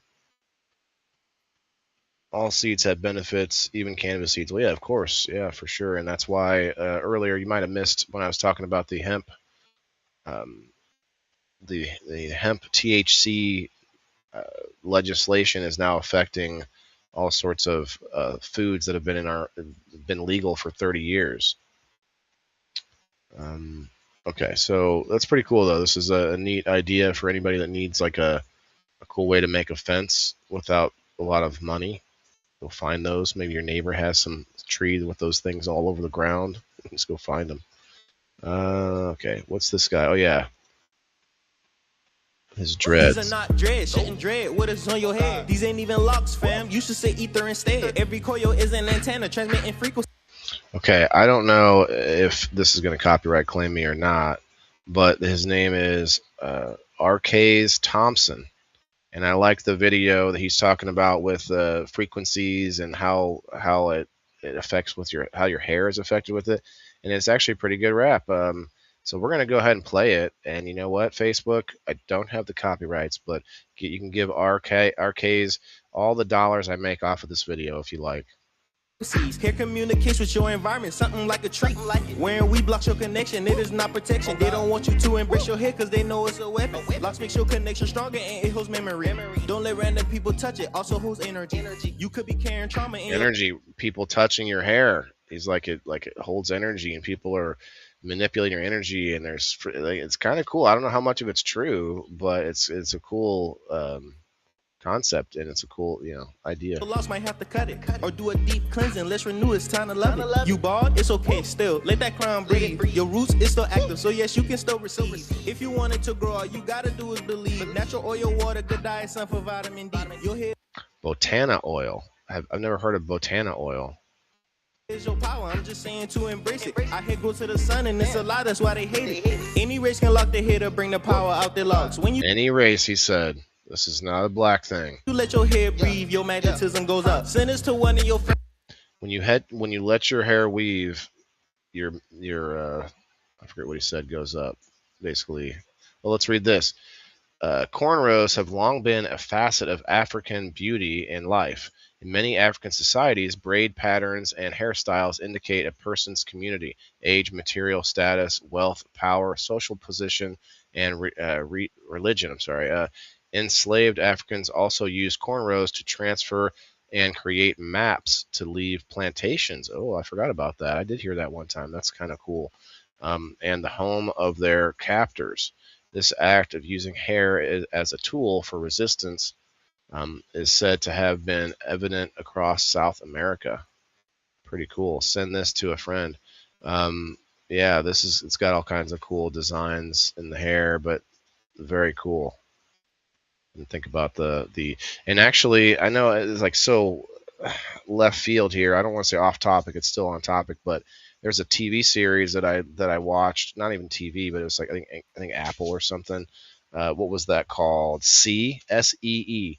It had Jason Momoa in it, and he was the main character. And it was about after like a cataclysm, and there was like less than 1 million people left on the planet. It was like a post-apocalypse kind of thing. And the idea was all the people were blind. All people were blind.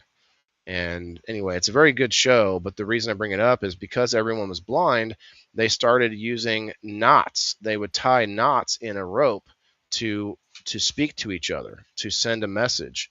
They would tie a knot instead of braille or whatever that might be done in more civilized times when you have, manufacturing and stuff.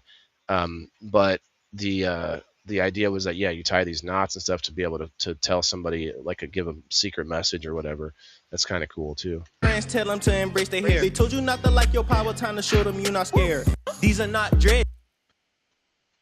James says, I saw something that in ancient days, they brush their teeth in urine. You can drink your own pee. I don't recommend it. James. Anyway, this is a pretty cool video. Little rap and good information together. Pretty cool. Diane says a lot of the guys from my son's troop that he went to Iraq and Afghanistan with have been committing suicide. I'm worried about my son. Well, Diane, please, if you, I don't know if you would, but if you ever could bring it up, let him know that my DMs are always open. He can always talk to another somebody that's been through it, not just another military person, but someone that may have a similar, outlook or had one at some point, maybe. I don't know. You get my drift. Yeah, let him know. See if he needs somebody to talk to. I'm always down for something like that for sure. I don't know that he's into cannabis or not, but obviously that was my saving grace. Cannabis saved my life. It also has negatives to it. I'm never going to. I won't ever be that guy that just thinks it's nothing but good. Everything has downsides. Most things have downsides. I shouldn't say everything. I'm sure there's something out there that doesn't. It's hard for Churchanity to give up pork. Churchanity, right? So this is a post about dirty meats. It says when they've been raised on it and fed it their entire lives. Okay, so this is a picture, a pretty disturbing picture of, and again, this is from someone named Shannon Miller. I don't know her. But there's a bunch of human babies suckling from the teat of a hog or a sow. I don't know what that is. Some kind of pig. pretty disturbing picture, honestly. But at the same time, there's a lot of back and forth in the comments here, actually, because this person, she says Yahweh and the early church didn't eat them either. So she's saying that people from the Old Testament would not eat pork or other dirty meats. It's not considered food by Yahweh, nor did he change his mind. He gave us a clear, informative description of what was considered food and what was not. Unclean animals not meant for food. So here's a whole list, guys. You tell me, you comment below, tell me if you think any of this is accurate. And by the way, I've been having, there's been comment problems on Facebook and Rumble lately. So if anyone's missing comments or you're not seeing, I'm not responding to your comments, it's probably because I'm not seeing them. A hog is male. Oh, okay. Well, I'm not a swine expert, you know. Unclean animals not meant for food. Bats, cats, camels, chameleons, coney or hyrax. Don't know what that is. Cormorant, cacao or cuckoo. Dogs, eagles, ferrets, frogs, gear eagles, glede, Glede, great owl, hare. A hare isn't meant to eat. Hawk, heron. Isn't that like a short for heroin? Heron. Kite. I don't know what a kite. A kite is an animal. Kite. Lapwing. Little owl. Lizard. Mole. Mouse. Nighthawk. Come here, gremlin. You're on the list too. Come here. Why are you jumping away from me? Don't cry. Don't whine at me and then jump and run away from me. Okay.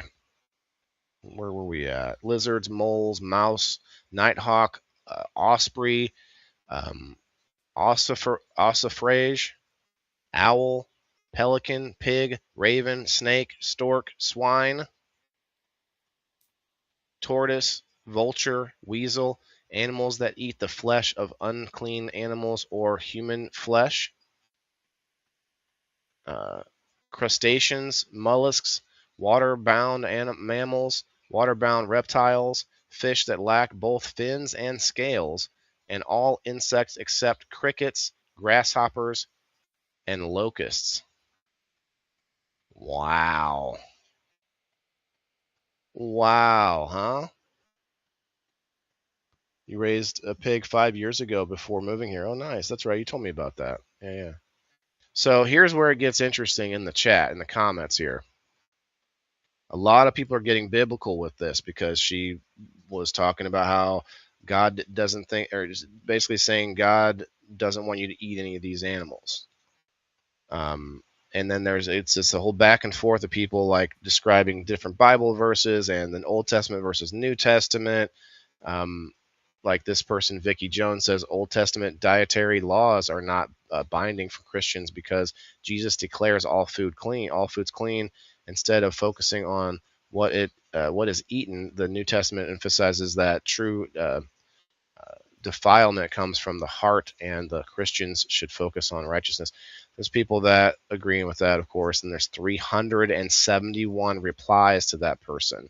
And this whole art, or this whole post only got 1.6 thousand likes, or reactions. That's not a lot for how many people wanted to comment. Like it got ratioed. That's what that means. When there's a lot more commenters than there are people who react to it, totally got ratioed. Vicky Jones, or okay, this person, Aaron wants to respond. Jesus said he came to fulfill the law, not end it. That the law would last till the end of time to follow the commandments. So he did not undo the old covenant and change the rules. The food being clean refers to the cleansing rituals, which were created by man, not God. Okay. So, I mean, Jesus, if you are Christian, is God. Jesus, the Holy Ghost, God, and Jesus, they're all the Holy Trinity, right? And so some people are arguing here that because Jesus said it doesn't mean that God allows you to eat it or whatever. And there's just like this whole back and forth. And I'm not going to tell you, I'm not going to argue either side here, but I know that for sure that, you're supposed to consider Jesus the same as you would consider God if you're a follower of Christ. Anyway, very interesting list. A lot of stuff I never even heard of before. Some of those things that I know a lot of people eat. I cannot honestly point to any, except pig or swine or whatever, any other animal on this list that I have eaten. I'm sure I've eaten some mouse, because mouse is in a bunch of our food from factory, factorization. Let's see. Yeah, I cannot point to anything else on here. I know someone said frogs. Someone likes frog. Alice likes frog. I like frog legs. You said fried, yeah. Grasshopper and locusts and crickets. I've probably eaten some of those by accident. Fish that lack both fins and scales. What would that be? What's a fish that lacks fins and scales? Would that be like crab? That's not really a fish, though. It's a crustacean. Crustaceans are on here, too. Okay, so I've had that. I've had crustaceans, and that's on the list. So I've had crab and lobster, and I'm not a big fan of like oysters and stuff like that, but I like shrimp. That's crustacean. Okay, we got to keep moving though. But that's a wicked list. I don't exactly agree with it per se, but very intriguing. This is the world's first temperature-controlled duvet, and it's 8 Sleep's latest release, the Pod 5. Okay, we don't need to hear him advertise it, but this is a temperature-controlled bed cover. That's kind of cool. I mean, no pun intended. Probably not cheap. This comes from 8. I don't know who. That must be the company name, 8. Like the number 8.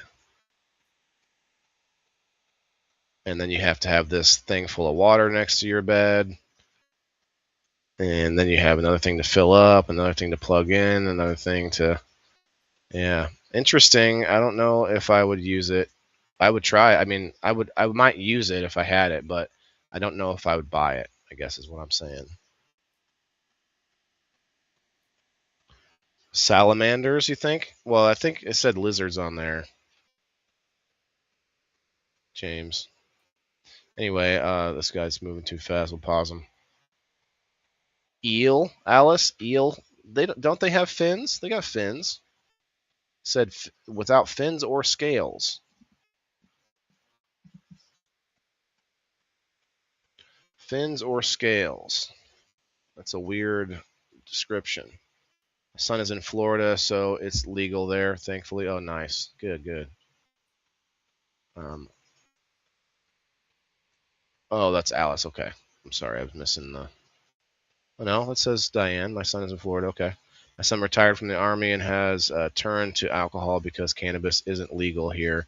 He still works for the government.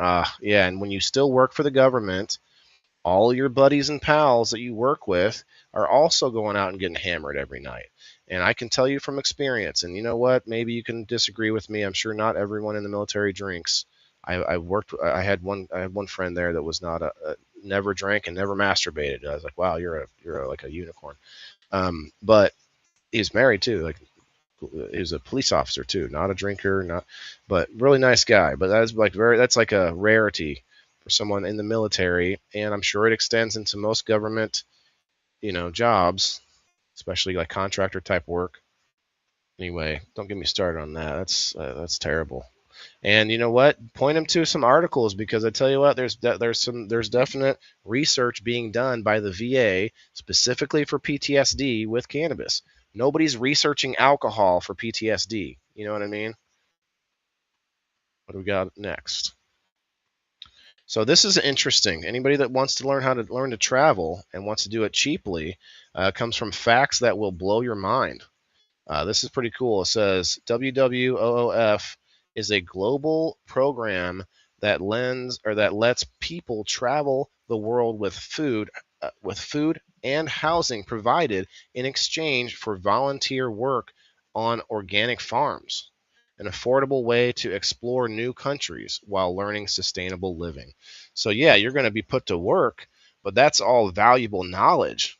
No matter what they got you doing, it's valuable knowledge on some kind of sustainable living farm. I don't care what you're doing. They could make you their little scrub the floor Cinderella for all I care, and you would still be getting something out of it. I would almost consider this. Someone named Robert Patrick says, yes, WWOF stands for Worldwide Opportunities on Organic Farms. Originally, willing workers on organic farms. It's legislation or a legitimate, long-running international organization that connects volunteers with organic farms around the world. How it works? Okay, he's got the whole rundown here. You choose a country. Okay. You choose a farm. List a farm host. List what help they need. Okay, farms list what help they need: gardening, planting, harvesting, animal care, etc. Volunteers, WWOOFers, stay for free and get housing. Okay, the people that you would be the volunteer, and you stay for free and get housing and meals, hands-on learning in sustainable and organic agriculture. It's not a job; it's a culture, educational exchange, cultural educational exchange. You don't earn money, but you live for free while experiencing the local lifestyle. This is awesome. Hey Rose, how are you? But yeah, this is awesome. I think anybody that kind of is a leaf in the wind. Maybe you don't have a family per se, like kids that you have to take care of, and maybe you're down on your luck, not with much money. Maybe you even have been staying with friends or whatever. You don't have a lot of like real estate to your name or whatever. This would be cool, because obviously, like, we can't all just leave and our bills stay paid and everything, and we might have pets or something like that. So it would take some doing for those of us who are kind of bogged down with lots of life stuff happening. But if you're somebody that's like kind of like I don't know what to do, and you're kind of just, I don't know how to describe it, like a leaf in the wind. You got no aim, or you actually have a supportive family that would want to let you do that, and they take care of everything for you while you're gone. This would be amazing. This would be incredible. Snails carry parasite. Yeah, that's true. Catfish, no scales? Really? Oh, you're salamander. I see. No scales. Yeah. Lots. I can imagine lots of things with no scales, but all those things have fins. So that was just the person who made that post who said that. So I don't know what they meant by it, because I can't think of a single fish that doesn't have a fin. There might be some out there, but I don't know. Anyway, very, very cool program. Go check it out. WWOOF. Very sweet. OnlyFans. OOOOF. WWOOF. Cool. Cool. Here's something that I don't think is real, but we'll see. It's from Ignite Your Mind. Detroit just made history with a road that charges electric cars while they drive. On a short stretch of 14th Street, copper coils hidden under the asphalt create North America's first public electric road, letting EVs charge on the go. Test vehicles with special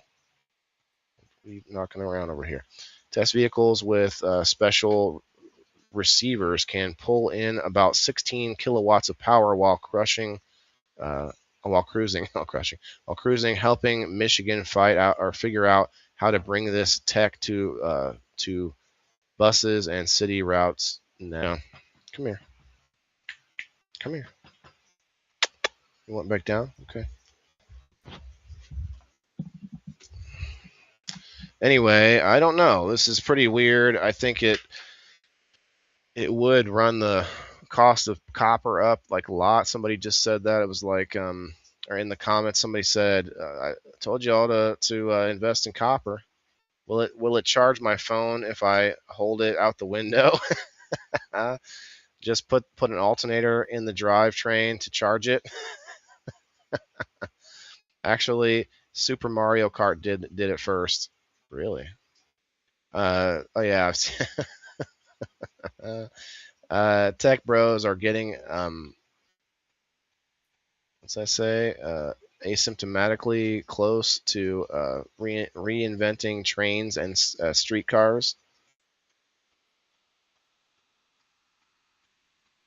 I don't think that deserves 1,200 likes because trains and streetcars require a different thing than a road.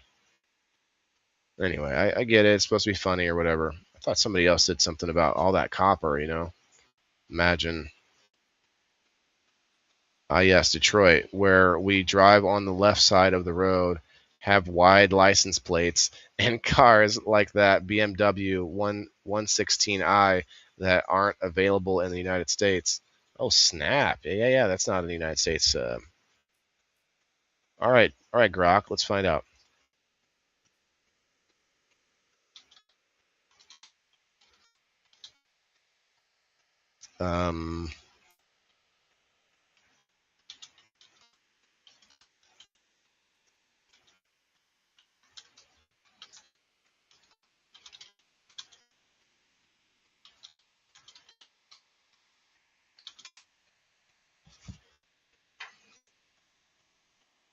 Yes, Detroit has implemented the nation's first public wireless charging roadway for electric vehicles.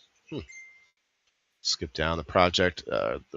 A collaboration between the City of Detroit, Michigan Department of Transportation, Electrion. Anyway, the picture was AI, obviously, but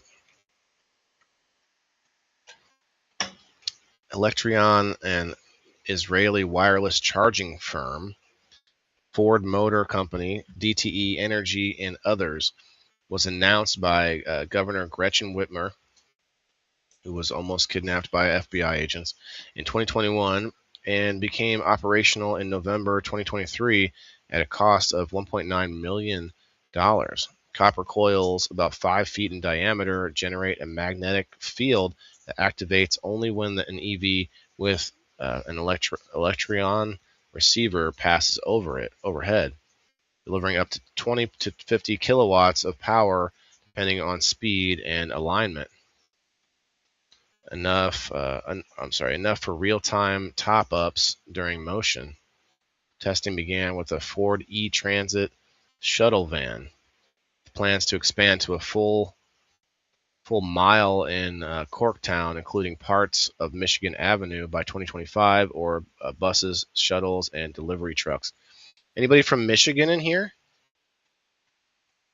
There's eel that don't have fins. Are you sure, Alice? Are you sure? Do eels have fins? I thought they had little fins.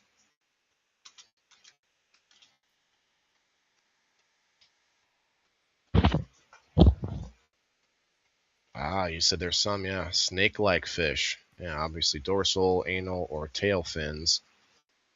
Most people picture eels as long. There's a surprising amount of variations across the roughly 1,000 species of eels classified as true eels, order, I'm not going to read that, and the many fish commonly called eels that aren't true eels. They're the main, okay. Fin situation. Have continuous dorsal that merge with the, what?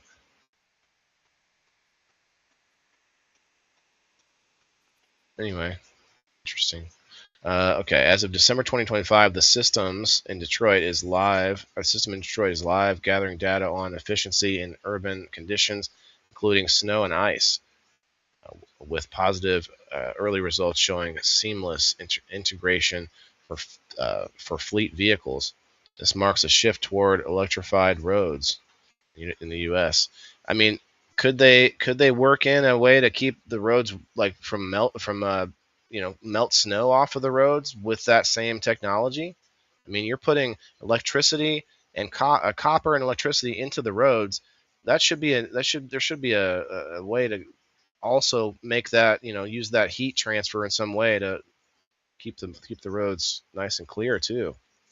Now, another thing is the roads, instead of concrete, there is a new way to make roads out of used plastic, which I don't know how far they came along with that. Maybe it got shut down because it's going to make roads last way, way longer. And from what I saw, that it makes the roads last much longer and have to be replaced less often, less repair. So, I mean, obviously you wouldn't want plastic to get too hot, but you can, like a low warmth, a low heat would be enough to keep ice and snow off, unless it's while it's snowing, while it's a blizzard or whatever. Let's see, where did it go? This marks a shift toward electric roads. Pilots in Europe and Asia. Okay, so they do have the U.S. or in the U.S. building on Electrion's pilots in Europe and Israel. Electrion's pilots. So they do have Europe and Israel. So maybe the picture came from over there, and positions Detroit as a hub for EV infrastructure innovation. All right, so we found out it was true, and we found out why the picture looked like it was from Europe. Great. I love to like get down to the bottom of things. That is interesting, though. So it wouldn't be just any electric vehicle. It would be vehicles that have this special like receiver thing on the bottom, but don't live there anymore. Oh, you go, Diane. You did. I see. You used to. You're from, or you go Detroit. You said, yeah. I mean, Detroit needs something. They need something. they need some kind of draw, right? Something. Kyle, what's up, man? How are you? All right, we got about 15 minutes left. I'm gonna try and get through some more of these because there's so many good ones. It's officially summer in Appalachian. I'm bringing the Ghost Pop and the booze. Ghost Pop, or Monotropa uniflora, is my favorite plant of all time, honey. I'm fixing to show you what I do with it and discuss how to harvest responsibly. I find mine June through September in shady forests. They're spooky white in appearance because they lack chlorophyll. Some folks might mistake it for a mushroom, but it's totes a plant. They typically grow in these little colonies 1 week out of the year. I harvest ones where the bloom is still pointed at the ground and skip the ones that are sticking straight up. There is one plant that kind of looks like it. This is pine sap. You can see that it is a different color and it has more than one flower, so it's easy to tell the difference. I'm going to be using my abundance of Ghost Pop to make a tincture that is for both physical and mental health. This plant is amazing. When you're making a Ghost Pop tincture, you got to bring some tools to the trail. They need to be added to your potion immediately and be fresh as heck. If not done immediately, they start to deteriorate and they lose their medicinal properties pretty quick. Brought me a bowl, scissors, a giant jar of moonshine. So she's talking very quickly here, guys, but she says you have to do it immediately when you pick them. She also said not to pick the ones that are straight up, and this is coming from this gal named Appalachian Forager. I think I should follow this gal. Yeah, she's doing some cool stuff. But it's a Ghost Pop or Ghost. What you call it? It's the sound I make when I'm reading. When I'm trying to look for something. Ghost Pipe. Ghost Pipe. On water and paper towels. Now on to responsible harvesting. Please listen to this. Only cut you a few Ghost Pop plants from each little colony cluster and only harvest if there's a lot. My whole hillside is a blanket and it continues to be every year. Ghost Pop is not really seen in some areas, so make sure you're not taking from places that it is rare. I live in Kentucky. It's not rare or endangered here. It's listed as a secure plant. However, I still harvest it with care. Fill my mason jar about 3/4 of the way with Ghost Pop. You want to use at least 100 proof alcohol here. The higher the better. I got the shine, sis. And don't freak out if Ghost Pop couldn't get any. She said, I got the shine, sis. Cooler, it'll start to turn purple, which will result in your tincture having a really pretty color to it as well. Let it sit in a cool, dark place for 6 to 8 weeks and shake her daily. After she's brewed, strain her and bottle up the liquid in a dropper bottle. She is powerful and strong and only requires a few tiny drops under the tongue or in a beverage. Ghost Pop is the bee's knees for anxiety, panic attacks, insomnia, migraines, muscle spasms, and just all the things. It makes you feel very... All the things. That's a lot of things that she listed off there. Let's see if it says down here. As it relates to neurotoxins, please refer or reference the recent 2025 Penn State Ghost Pipe studies. An outdated study in 1889 doesn't hold much weight in its findings given its antiquated methods. Occasional small dose use, 2 to 4 drops under the tongue for physical and emotional pain. Ain't done nothing for me. And folks, I share it with except provide good benefits. There's always information out there to distribute herbal medicine or dispute herbal medicine. It works for some and not for others. You do you. Huh. Interesting. So, said it didn't do anything for her. Make sure it is not rare or endangered in your area. Okay. I've never seen it. She's in and grounded, and we love her for it. Respect Ghost Pop and her healing powers. Go for the 4. Ghost Pop? She's saying Ghost Pipe, but sounds a little different. Another post from Engineering Post. Look at this. Little robots in your veins clearing away the extra stuff. Sweden scientists have revealed a remarkable medical breakthrough. Nanobots that can clear dangerous arterial plaque in just minutes. Now, let me just, before we go on, I doubt that it looks like these guys. They say it looks like this. I don't know if that's accurate, but it looks like that's the real picture. I don't know if you guys can see that. Let me make it a little bigger. There you go. Nanobots that can clear dangerous arterial plaque in just minutes. These microscopic machines travel through the bloodstream, detect hardened blockages, and break them down with incredible accuracy, restoring healthy blood flow without surgery. Stents, or either surgery stents or long recovery periods. Early trials show these nanobots can clean arteries far more effectively than current procedures, offering a groundbreaking way to prevent heart attacks and strokes. Technology uses magnetic field to precisely guide the nanobots to the exact location of the blockage. Once they arrive, the bots gently dissolve the plaque into tiny particles that the blood naturally eliminates, leaving the artery open and smooth. Patients in initial studies experienced rapid improvements in circulation, highlighting the massive potential in this approach. Now, I wonder if it's true. I mean, I feel like Engineering Post seems like a good post, but here's the article.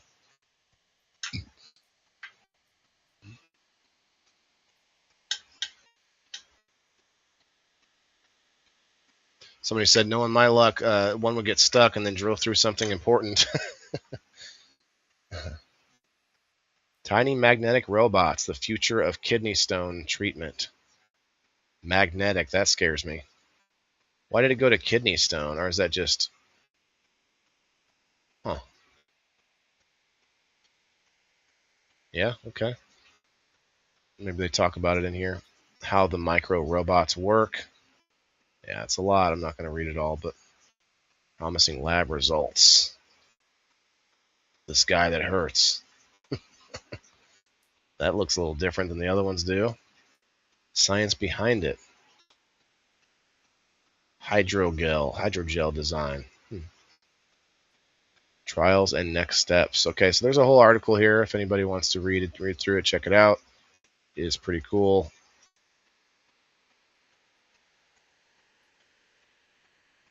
I thought they were looking at doing that for a while. I'm not sure if it's really out there fully yet. All right, here's a little clip from Eddie Griffin. When you under anesthesia, if you go to a hospital and get an operation, they're going to inject your ass with the vaccines whether you ask for it or not. This nurse, she's a whistleblower. That means she's about to lose her job and probably end up in jail. Because, that's what whistleblowers go nowadays. Anyway, she reveals that they will inject you.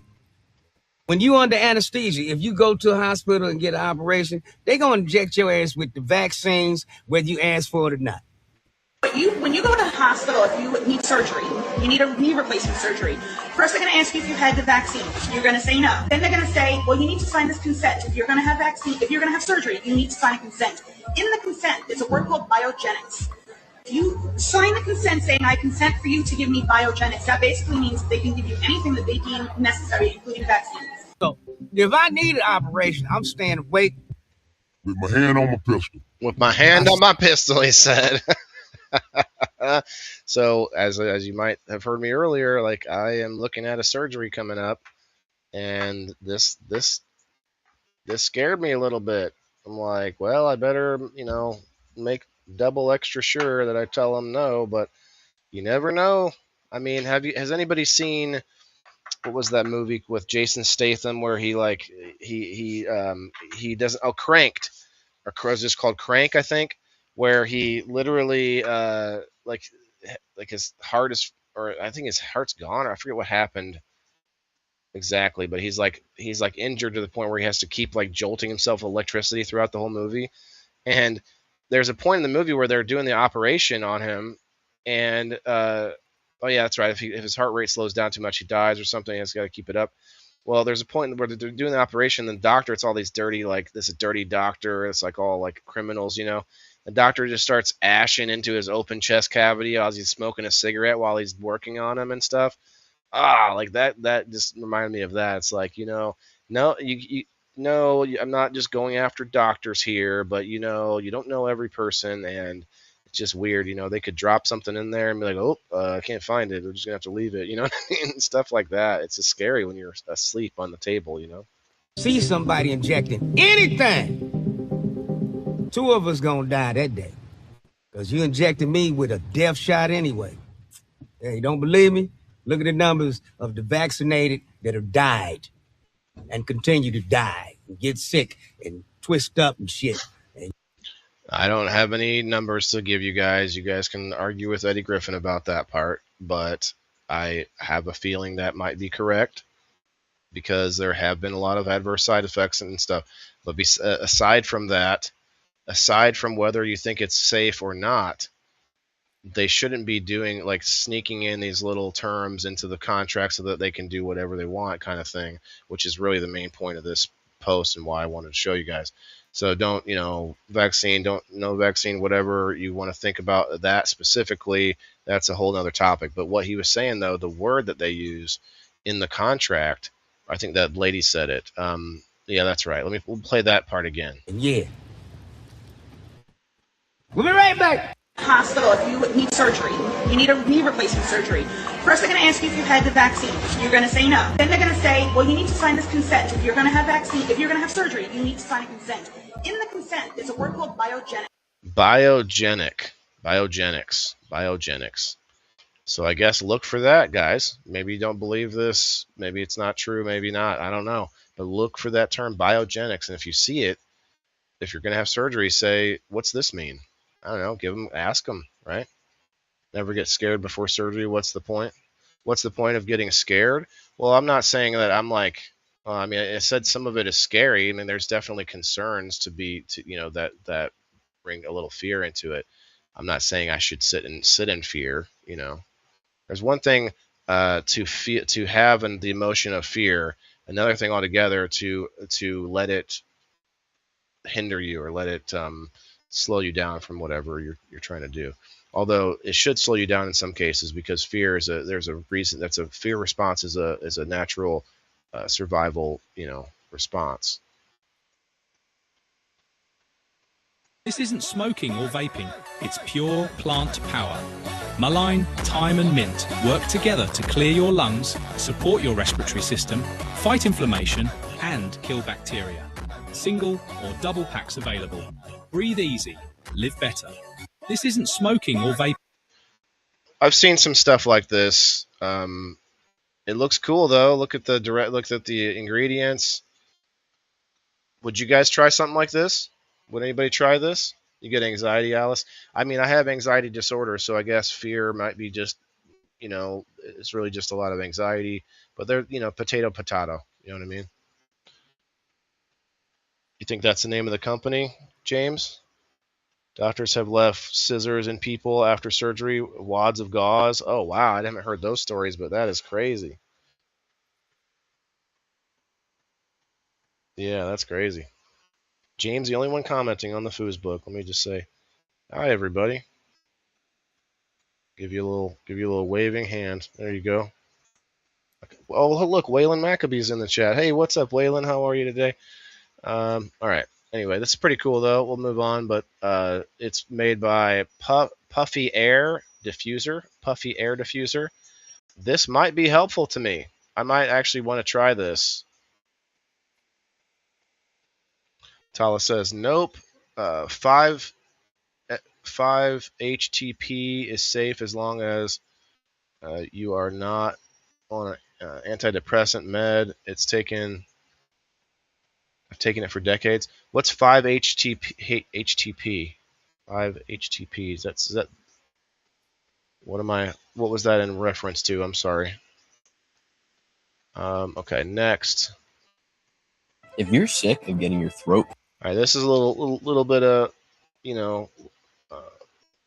cannabis hack for you guys, unless you like the electronic things that are supposed to be cooling the smoke down. But check this cool thing out. Pounded every time you sesh, this is for you. This is the straight tube from Freeze Pipe, and it's built to stop the burn so you can enjoy ice cold, cough-free sessions. Each piece comes with a freezable coil, a detachable base, a clip to hold it all together, and a honeycomb bowl with a built-in screen to keep your piece dirt-free.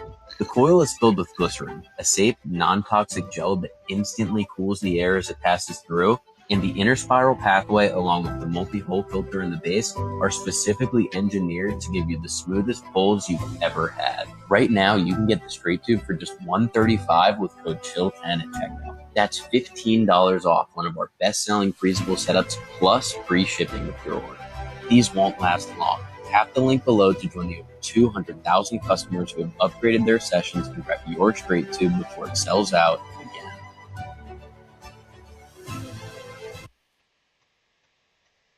If you're sick of getting...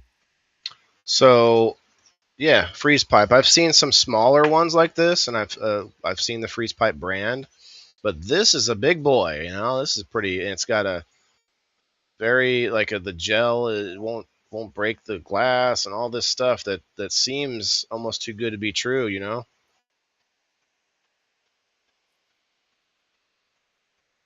Pretty cool though. No pun intended. Man, I've had a lot of unintended puns today. Holy cow. Holy cow.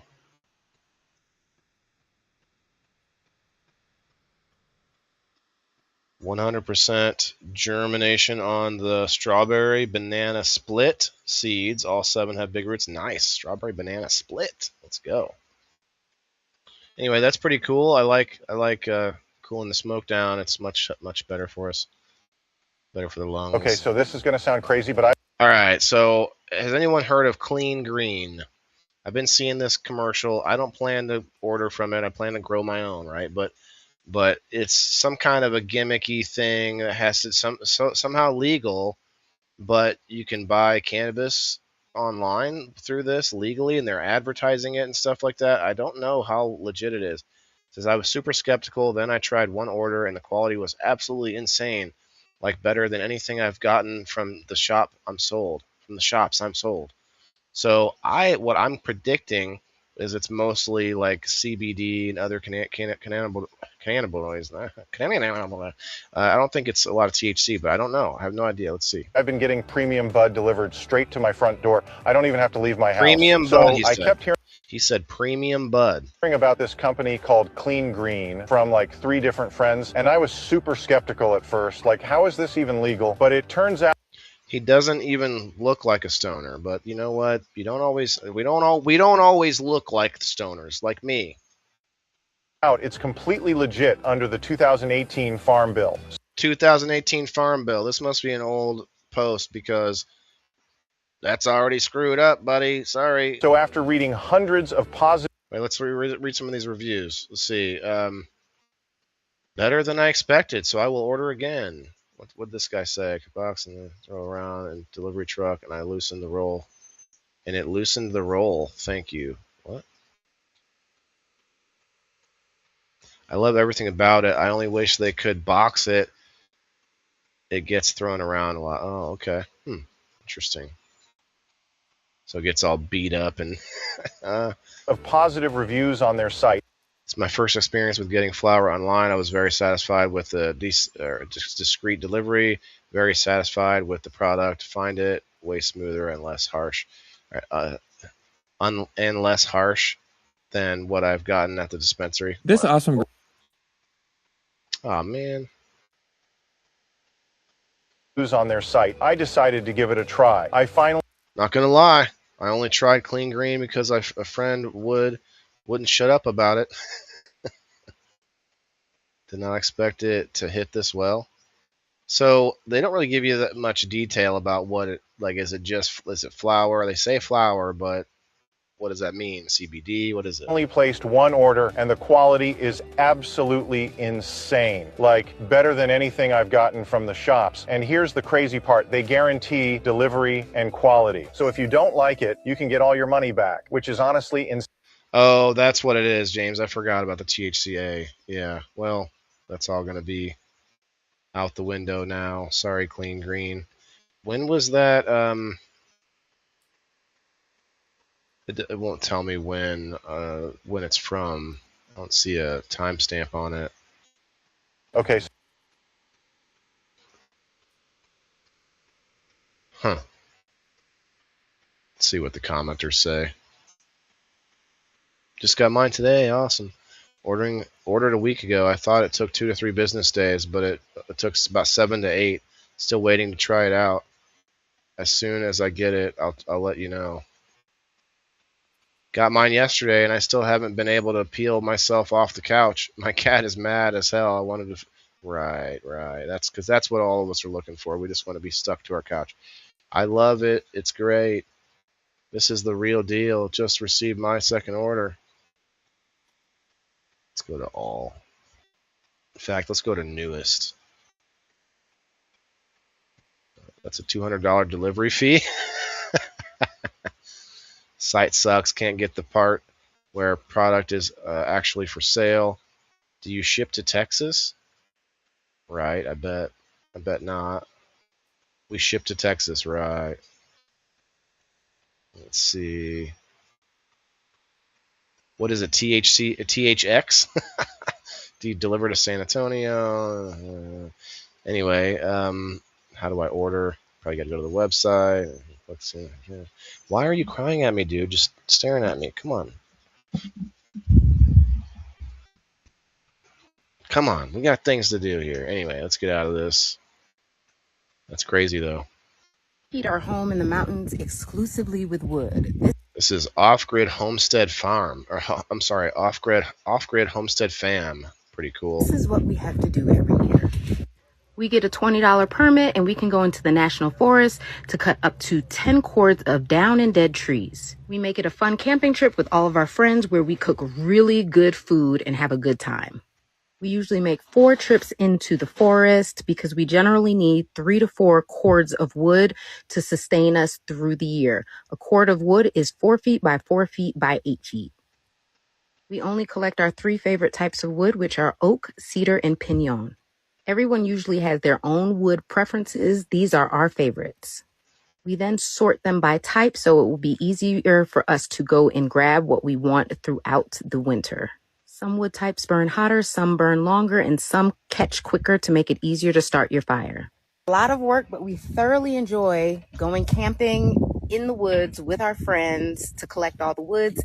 And I actually enjoy stacking the wood. It's like my own personal puzzle, and I get to see the progress in the finished product. Heat our home in the mountains exclusively with wood. This is what we have to do every year. We get a $20 permit and we can go into the national forest. Okay, that's pretty cool. Pretty cool learning about, there's a little more nuance to just, hey, I'll live in the woods in a cabin and burn for, these guys, they have different types of wood that they like for different reasons, and different woods burn at different, temperatures and stuff like that. She has a whole setup to where where is it at? Where she has them all separated out into a pin. That's pretty cool. I think it's cool. It's not. I'm not saying it's cool that they're doing it. I'm saying it's cool knowledge. It's good to know. Like a lot of us might end up having to do something like this one day. Let's keep it moving. We're already over time, but that's okay. I got a lot more to show. Don't pull punches, but I do pull teeth. Oh, this is hilarious, you guys. This is not really health. I mean, it's health related, but not informative. It's just funny as hell. Check this out. It comes from John Bones Jones. I don't pull punches, but I do pull teeth. Say goodbye to your gum plaque and get ready for a comeback. It's Dr. Bones, baby. After all my success adjusting people's backs and fixing their insomnia, I realized there's even more help I can offer. So I opened up Fight Night Dentistry, offering Fight Night Dentistry surgery. I think we're gonna have to take those out today, unfortunately. Is it gonna hurt? Only for a moment. Only for a moment. Just close your eyes. Am I licensed? Not exactly. Do my methods work? Exactly. Exactly. Yeah, we don't really do anesthesia here. And to keep my mind sharp during long work hours, I drink Ketone IQ, the best science-backed energy drink on the planet. We've even got one size fits all veneers ready for purchase so that everyone goes home with a perfect smile. Thank you, bro. So if you want a knockout job for your next dental appointment, come to Bite Night. And if you're looking for the best brain fuel on the planet, check out Ketone IQ. You got it right outside? Uh-huh. Good. Next. I don't pull punches.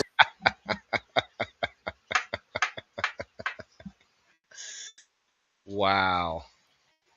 Isn't this awesome? Hey Tala, I see you on the Facebook. You started on X. Well, I don't even see X comments, so I'm sorry. And I don't think you can even comment. You just have to put a comment below the post or something over there. So if you did, I appreciate it. I'll see it later. Thanks for coming to Facebook, because everybody that's in my Facebook chat, got 10 of you right now. Come follow my friend here, Tala Smith. She's in the chat. If you want to throw out your page, Tala, or just your tag yourself. Here, I'll hit the tag. Tala. Give her a follow. Well worth it. Inspirational, heartfelt, informative. She's a good follow. Check her out. Anyway, this is hilarious, you guys. Just going. Alice, the only one laughing so far. Diane, okay, now there's the delay. Okay, it was a good 30 seconds or so.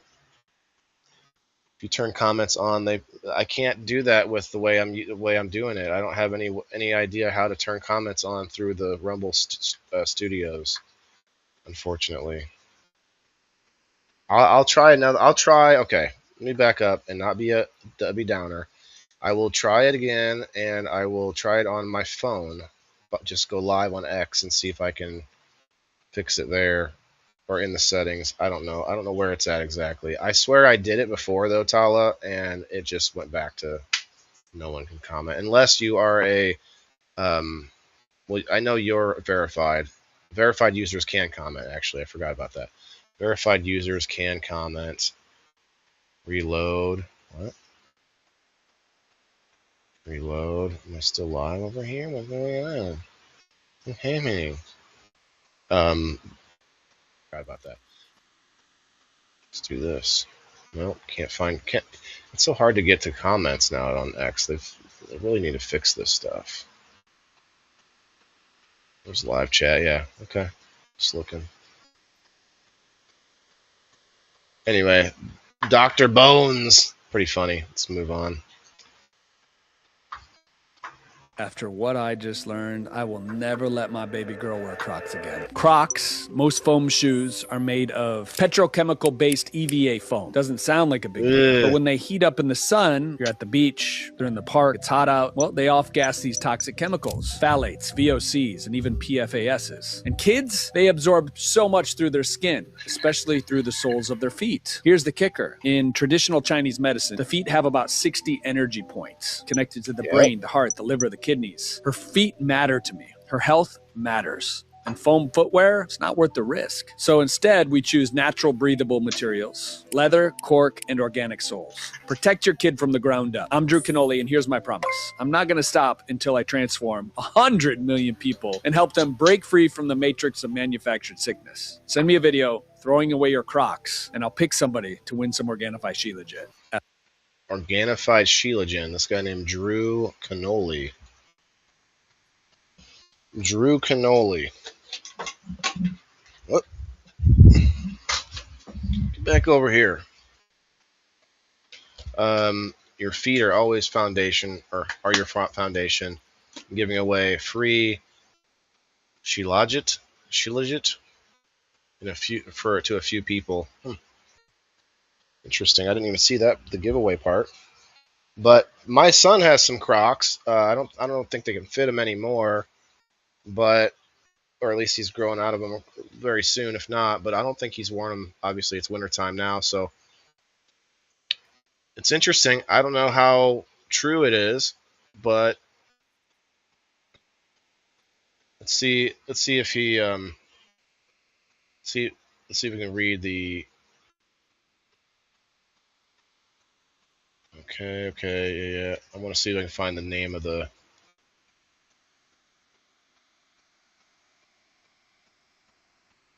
What, not worth the risk. Okay, it's back here then.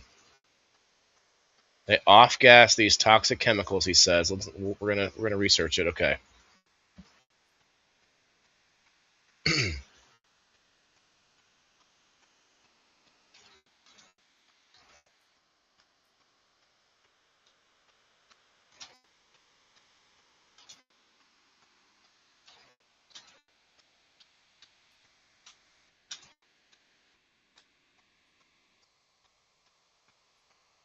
Let's see what Super Grok says. Yes, foam shoes like Crocs, which are primarily made of EVA, ethanol vinyl oxalate foam, have been found to off-gas chemicals, particularly volatile. I thought it was a chemical name. It's volatile organic compounds, VOCs, right? When heated, potentially releasing harmful fumes that can cause respiratory irritation or other health effects. This occurs through two main mechanisms: initial off-gassing from new shoes and accelerated release during thermal exposure. EVA foam is generally safe at room temperature and free of major toxins like phthalates. Phthalates, BPA, or formaldehyde in reputable brands. But heat can trigger decomposition. Here's a breakdown. AI just made a pun. Grok just made a pun, you guys. Does anyone get it? Does anyone get this pun? Grok says, but heat can trigger decomposition. Here's the breakdown.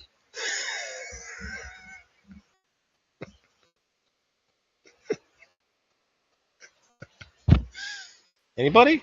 Come on. That's good stuff, Grok. Man, that's funny. What I finally did to make easy for people to find my content is Linktree. There you go. Well, I just mean on Facebook specifically, where's the main place you want people, because you're there and they could find you right there. I don't think Crocs were comfortable. I never wore them myself, Alice. Anyway, I thought that was funny. Guys, what I'm going to do, though, by the way, don't forget, if you want to get into this giveaway, I could maybe send them a picture of or a clip of me throwing away my son's Crocs. Monday. Winner announced Monday. Well, I don't know when he put this up. There's no timestamp on Reels. Can you put a timestamp on a reel? Maybe if I go to his page and actually look at it. But that's still not going to do it. 1.3 million followers. So maybe I'll follow this guy. Seems like a healthy guy to learn from. Learn more. Follow, maybe. Drew Canoli, founder of Fit Life TV and Organifi. See, what I need to do is I need to tag some of these people that I'm showing off their informative content. I'm going to follow them at least. Give you a follow at least, man. All right, I'm going to stop here, or actually start doing the door prize, and then we got to do our we got to raid somebody today. We're going to try it again. I told Chris Pavlovsky from Rumble that I'd give it a try again. We tried it yesterday, but what I found out is that you can shut that feature off. You can make it where you cannot be rated. Your channel can't be rated. So I think maybe we just picked the wrong channel. I should have picked a couple of other ones just randomly. instead of looking for ones I thought were cool. Did you know? So we're going to start back off. I'm going to write this down so we can get this organized for each Wednesday. Let's see. We stopped at, let's see, Drew Cannoli.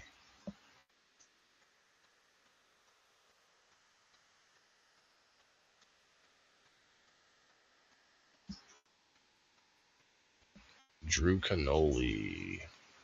Okay. And then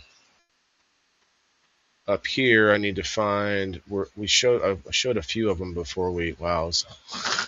Wow. I don't think I need to add any more for a week or two. Down here, I think it was just,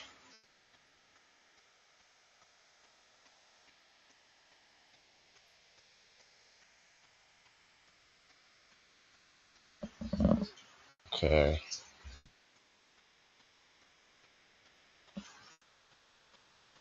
Also,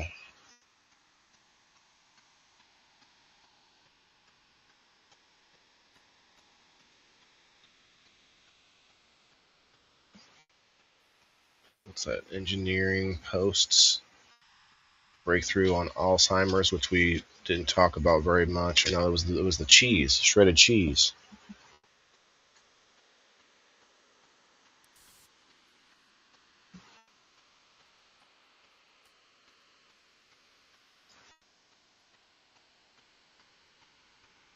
Okay, I don't know if that note is gonna tell me what I need to know next week, but it's better than what I did last week. Yeah, that looks like a whole bunch more to look at, so I'm probably just gonna. No, I can't stop. I can't stop. I'm gonna keep doing it because a lot of this stuff is worth talking about. New technology, new gadgets, and different things. Like for instance, brown bananas could be the unexpected cancer-fighting superfood in 2025. Like there's so much good knowledge in this list. So I gotta keep it going. When I see something, I'm gonna say something. When I see something that's worth talking about and looking at, because maybe we might find. So far tonight, everything we looked up was true, at least somewhat verifiably true. I don't know how true. You never know how true is. But I haven't found any direct or obvious scams yet tonight. All right, guys. I need some hashtags. I need us to get this bad boy rolling, blow the roof off the joint, run it up, however you want to put it. Hashtag throw me something in the comments and I'll put you on the wheel here. We got Chris P, best fried chicken in the world. We got Alice. We got Rose. We got Diane. I'm going to put in Tala from the Twitch. Thanks, Tala, for finding me. Kayla. And let's go. Oh, you went back to Twitch, huh? You must like Twitch better. Or maybe you like being in the chat by yourself. That can be nice, especially when there's people on other platforms.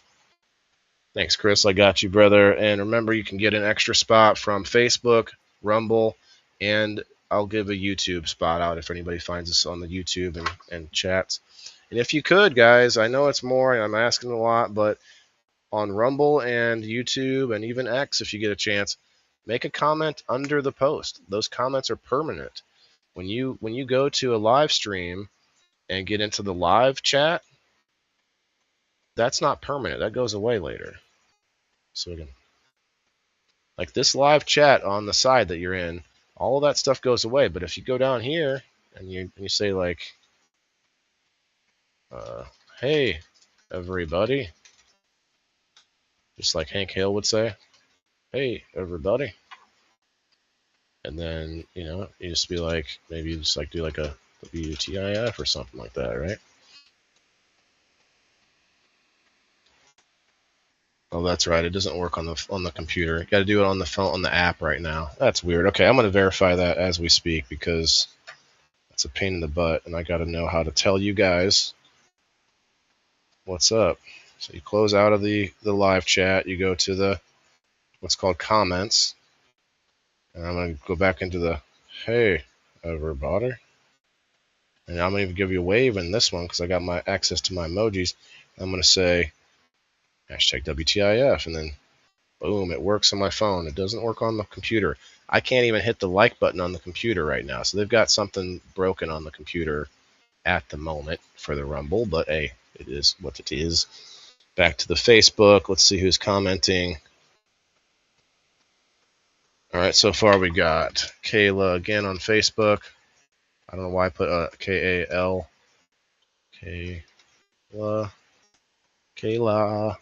Then we got Kyle. We got Betty. Alice on the Facebook side as well. We've got Alice on the YouTube. We've got Betty on the YouTube. You don't need to say that on the Rumble side, Rose. Okay, Rose, you may not have heard when I guess it was just a few minutes ago. But I'll explain it again just because it's a good time to tell everybody. Only reason I asked for this again at the end is because it's like one more when you go back to a live stream, that also helps to stimulate. Oh yeah, hump day stimulation. That's what I'm talking about. All right, Alice, I got you, and Betty on the YouTube. Chris, I got you. I commented on Facebook when I first started. Okay, that's what you guys don't have to do all that. I'm just giving you the extra spot because of the effort it requires for you to pop out of that, pop over there, and because it helps me. That's why we both get something out of it. But I'll put you on here for now. Now that I'm explaining it, so that for next time. Frankie, what's up? I know a lot of you were already on both sides, I guess is how I should have said it. Colin's still in the house. Thanks, bro. Caleb, what's up? Let's see. I'm looking all over. Just because, it's been a couple hours and a lot of people have popped back and forth, and it just helps. That's why I give you that extra spot. That's all. It helps when the old algo. Speaking of what helps, I gotta tell you guys something a little bit here about Blue Chew. If you scan this QR code, you get your first month for free, boys. Do not make any medical... Oh, no, okay, this is instructions for me. You guys want me to read my instructions? They tell me not to make any medical claims about Blue Chew or promise the results of its usage. It's my first time reading this one, so I got to check it out myself, too. Do not use terms like always, never, every time, guaranteed. Do not refer to Blue Chew's tablets as generic Viagra. Oh, wow. Or generic Cialis. I forgot about Cialis. Do not refer to Blue Chew's tablets as pills. I guess because they're tablets, they're not pills. Blue Chews, yeah, they chew. Blue Chew is the company, not the product. Oh, I didn't think about that. Do not use the phrase FDA approved when referring to Blue Chews. Yeah, I don't know if they're FDA approved products or its ingredients. Do not refer to the tablet as Blue Chew, as in Papa Blue Chew. Yeah, that's not, yeah, I guess, okay. Take the Blue Chew. Yeah, no, see, I get it. I get what they're saying here. There's a whole lot more, actually. There's like a huge paragraph of instructions, but I think what I'm going to do, I didn't ask for that camera, thank you. I'm just going to go on to the task because I wouldn't have done most of that stuff anyway. I'm just going to read what they give me. Blue Chew chewable tablets are made with active ingredients found in popular ED medications, erectile dysfunction, but in chewable form and at a much more affordable price. No waiting rooms, no pharmacy lines, just a quick online visit. And once approved by a licensed medical provider, Blue Chew sends the chews straight to your door. Look, guys, Blue Chew is an upgrade button for your sex life. Level up and get your first month free at BlueChew.com. And we've got a special deal for our Rumble listeners. Rumble, let's go. Try your first month of Blue Chew free when you use promo code Waylon. No, promo code Rumble. Just pay $5 shipping. That's promo code Rumble All plans include an online health assessment, prescription medication if appropriate, monthly refills, and ongoing medical support. A prescription will only be written if deemed medically appropriate after an online health assessment with a licensed provider. Visit BlueChew.com for more details and important safety information. Wow, guys. Hey, Blue Chew, thanks for the 42 cents. That was a bit of a hefty one for me for 12 people hanging out, you know. Thanks for the 42 cents. Interesting. They gave me a they gave me a lift. They gave me a rise. Anybody? Right? Let me sign on. Hey Kim, what's up? Let me get you in here. And who else we got in here?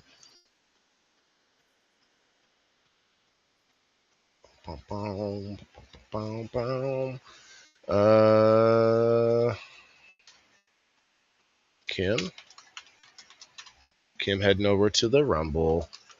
Oh yeah, Kim, let's go.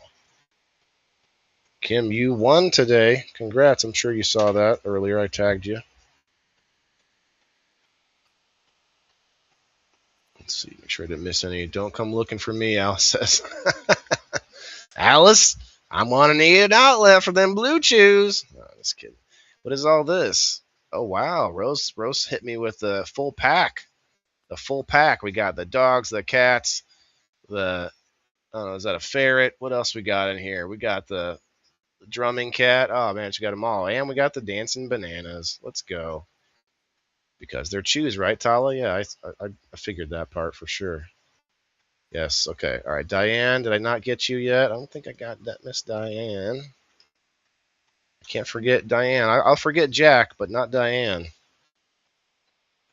Thanks. Kim, my Facebook feed is, like, stopped. Are we still on Facebook? What's going on here? Like, my video is, like, circling, like it's... Okay, I'm back. All right, we need to move quickly and hit you guys with a raid. It'll be kind of fun. We'll see who we can find to send you all to.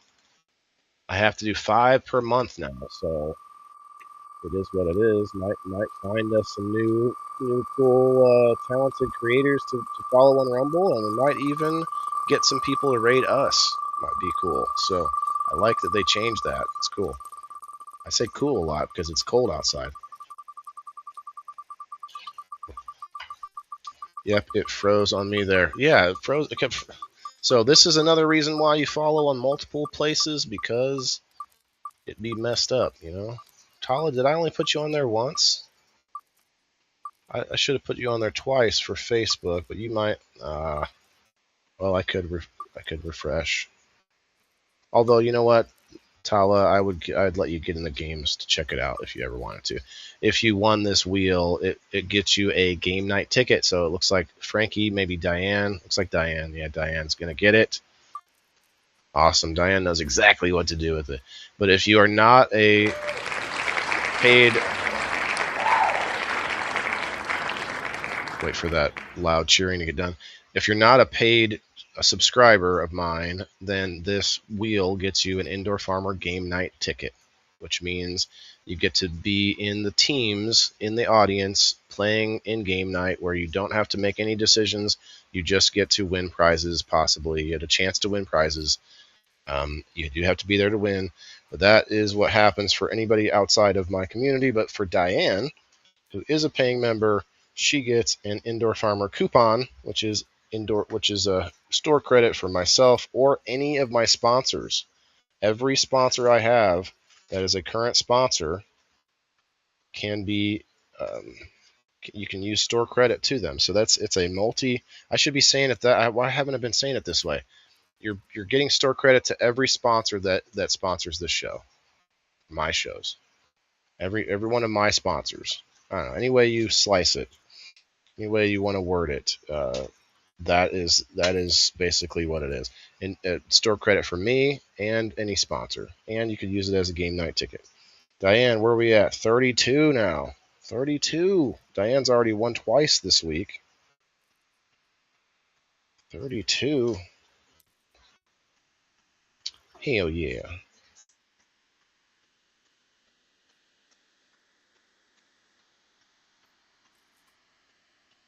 Hell yeah, Diane. Let me write down Kim's and scratch yours off so I don't accidentally give you another one. Kim Marston. Come on down with the 15. Kim's got 15 store credit coupons.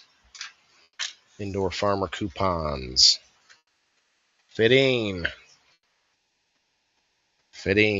Anyway, Tala, you know, I feel bad about not being fair, whether or not you cared about the wheel. So if you want to play, I'd love to have you come up on screen to play once we get you into Rebel Studios, because let me tell you what, it's pretty fun to come up and play a game show when you don't really, there's no like, let me sound as interesting and smart and intelligent. No, we relax and play a game show, which is pretty fun. I'm the only one that has to, like, you know, sound professional. Although I do require people to have a shirt on while playing the game, Chris. Chris. All right, let's find a raid for you guys, because I have to do at least 5 of them per month. This guy's live right now, some kind of politics. It's fine. We'll try to stay out of the politics when I send you guys places. Let's go here.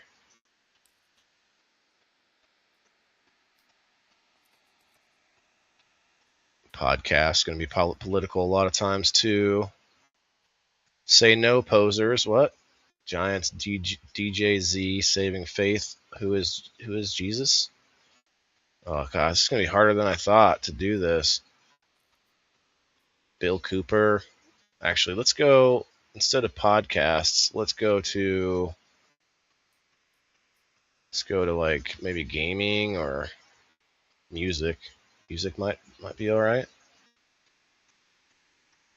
I just want to find one that works and isn't going to be annoying to you guys.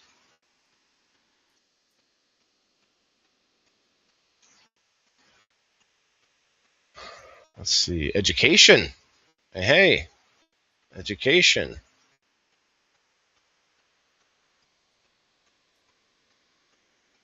Flat Earth. I'm sending you all to the Flat Earth. That's what's about to happen. You're all getting sent to the Flat Earth.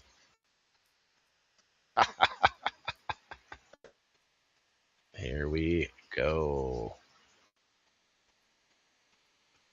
I got to go over here to the live chat and say /raid space. Get this thing out of my face here. Peace. All right, guys, let's see what happens. Confirm raid. Everybody, you can opt out. This is just for fun. It's my first time. It's my first time, you guys. Just bear with me. Ah! All right, I'm sorry I yelled. That's not going to work. I'm going to have to just raid whoever they got on the front page here, I guess.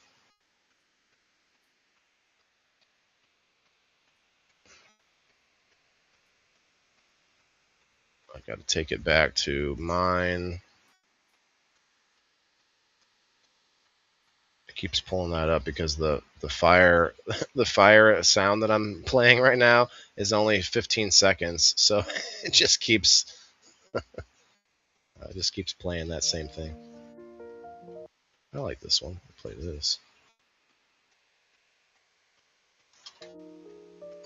All right, let's see if we can.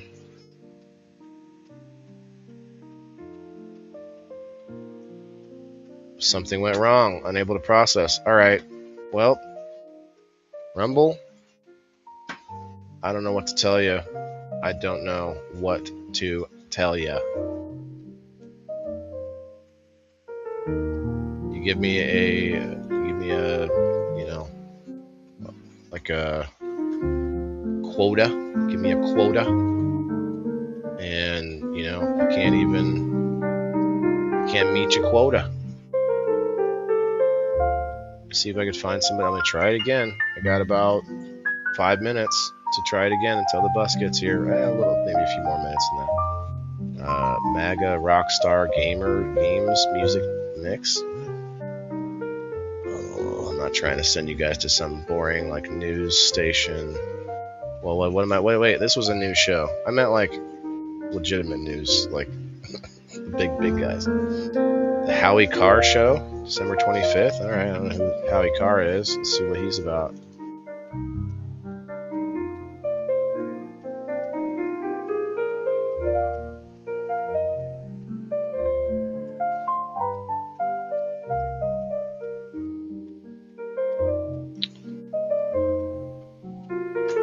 Can't process this request at this time. Okay. I mean, how many do I have to... Is there like a thing that says you can raid them? Is there somewhere I'm missing that... By the way, this guy has 456 people watching him and has the same amount of likes that I do. So, views ain't everything. You guys right now, the ones in the comments, the ones that I give the door prize and the number wheel, people who actually engage and put themselves out there, and actually I know who you are by your name in the comments and stuff, by you actually showing us that you're here. That means a lot to me. And actually, if I look at it, I've got 11. Let me refresh just to make sure. Yeah, I have 11 likes. And this guy's got, you know, hundreds more people watching him. Like, wow. Not that I guess it's not the best gauge, but it shows a little something, you know what I mean, to say the least. There's something there. I'm gonna give this another couple more attempts, guys. If you gotta go, you gotta go. I appreciate everybody who's hanging out, but I gotta try and make this or get this to work, because it's literally a requirement that I have now. I'm probably gonna have to email Rumble and be like, you playing with me? You're playing with me. Peace on Earth, about that. Peace on Earth, Christian Healing Frequencies. Just a fireplace, okay. That maybe that can be rated. Give it a try. Give it a try.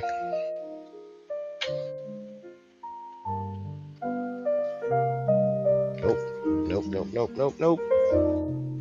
Okay, well, gave it a shot, Rumble. That's it. I'm shutting it down. Thanks, everybody. We'll see you tomorrow, 8 o'clock Central Time in the evening, 8 p.m. Central Time, for people in the boxes. We're going to talk about defamation. You know, defamation of character is more of a legal term, but defamation, you know, people talking the shiz about each other, you know, rumors and gossip, and it's gonna be all about things with under that umbrella-ish. And we're going to play the game again tomorrow. We should have enough people. Last week was Thanksgiving, so we just kind of had a little chill session, hung out. We actually stayed on for like over 3 hours last week. But tomorrow is going to be back to business, back to the story boxes. It'll be fun. Hope they didn't drown. Diane, what happened? Good evening, everyone. A van just went off the road and ended up in Lake Ontario. They're getting them out now. Holy cow. That's crazy, Diane. I have one right there, but I was just in my tent. I was getting a tan. You have one what? Time to get dinner started. All right, Alice. All right, everybody. I promise you'll never catch me shirtless on camera, right, Tala? Yeah, I mean, there's some people, though, that I got to worry about when I tell them to come up. Are you clothed? Anyway. Hey, Debbie. Thanks for popping in. Betty, Kim, everybody that's hanging out. Hit that like button if you haven't yet already. Please do so. Follow the channel if you haven't. I appreciate that. And we will see you tomorrow night, guys, for this. PITB. Check out my cool new PITB little clip. Check this thing out. These boxes where to keep people in the boxes, souls on display. Oh, I was going with it. All right, I'm out of here. We'll see you tomorrow. Remember, everybody's got to eat. Yeah, this is for my green thumbs in the game. Wailing the indoor farmer. Check my name. Sustainability, we about to reclaim. This is how we do it, keep it in the frame. I'm Waylon the farmer, the indoor king. Living off the grid, what the city can't bring. Got my hydro set up, my LED lights. Growing all my greens, all through the night. Self-sustain, that's the mission. Growing my own, I'm not missing. Indoor farming, the hustle's real. Waylon's here, and he's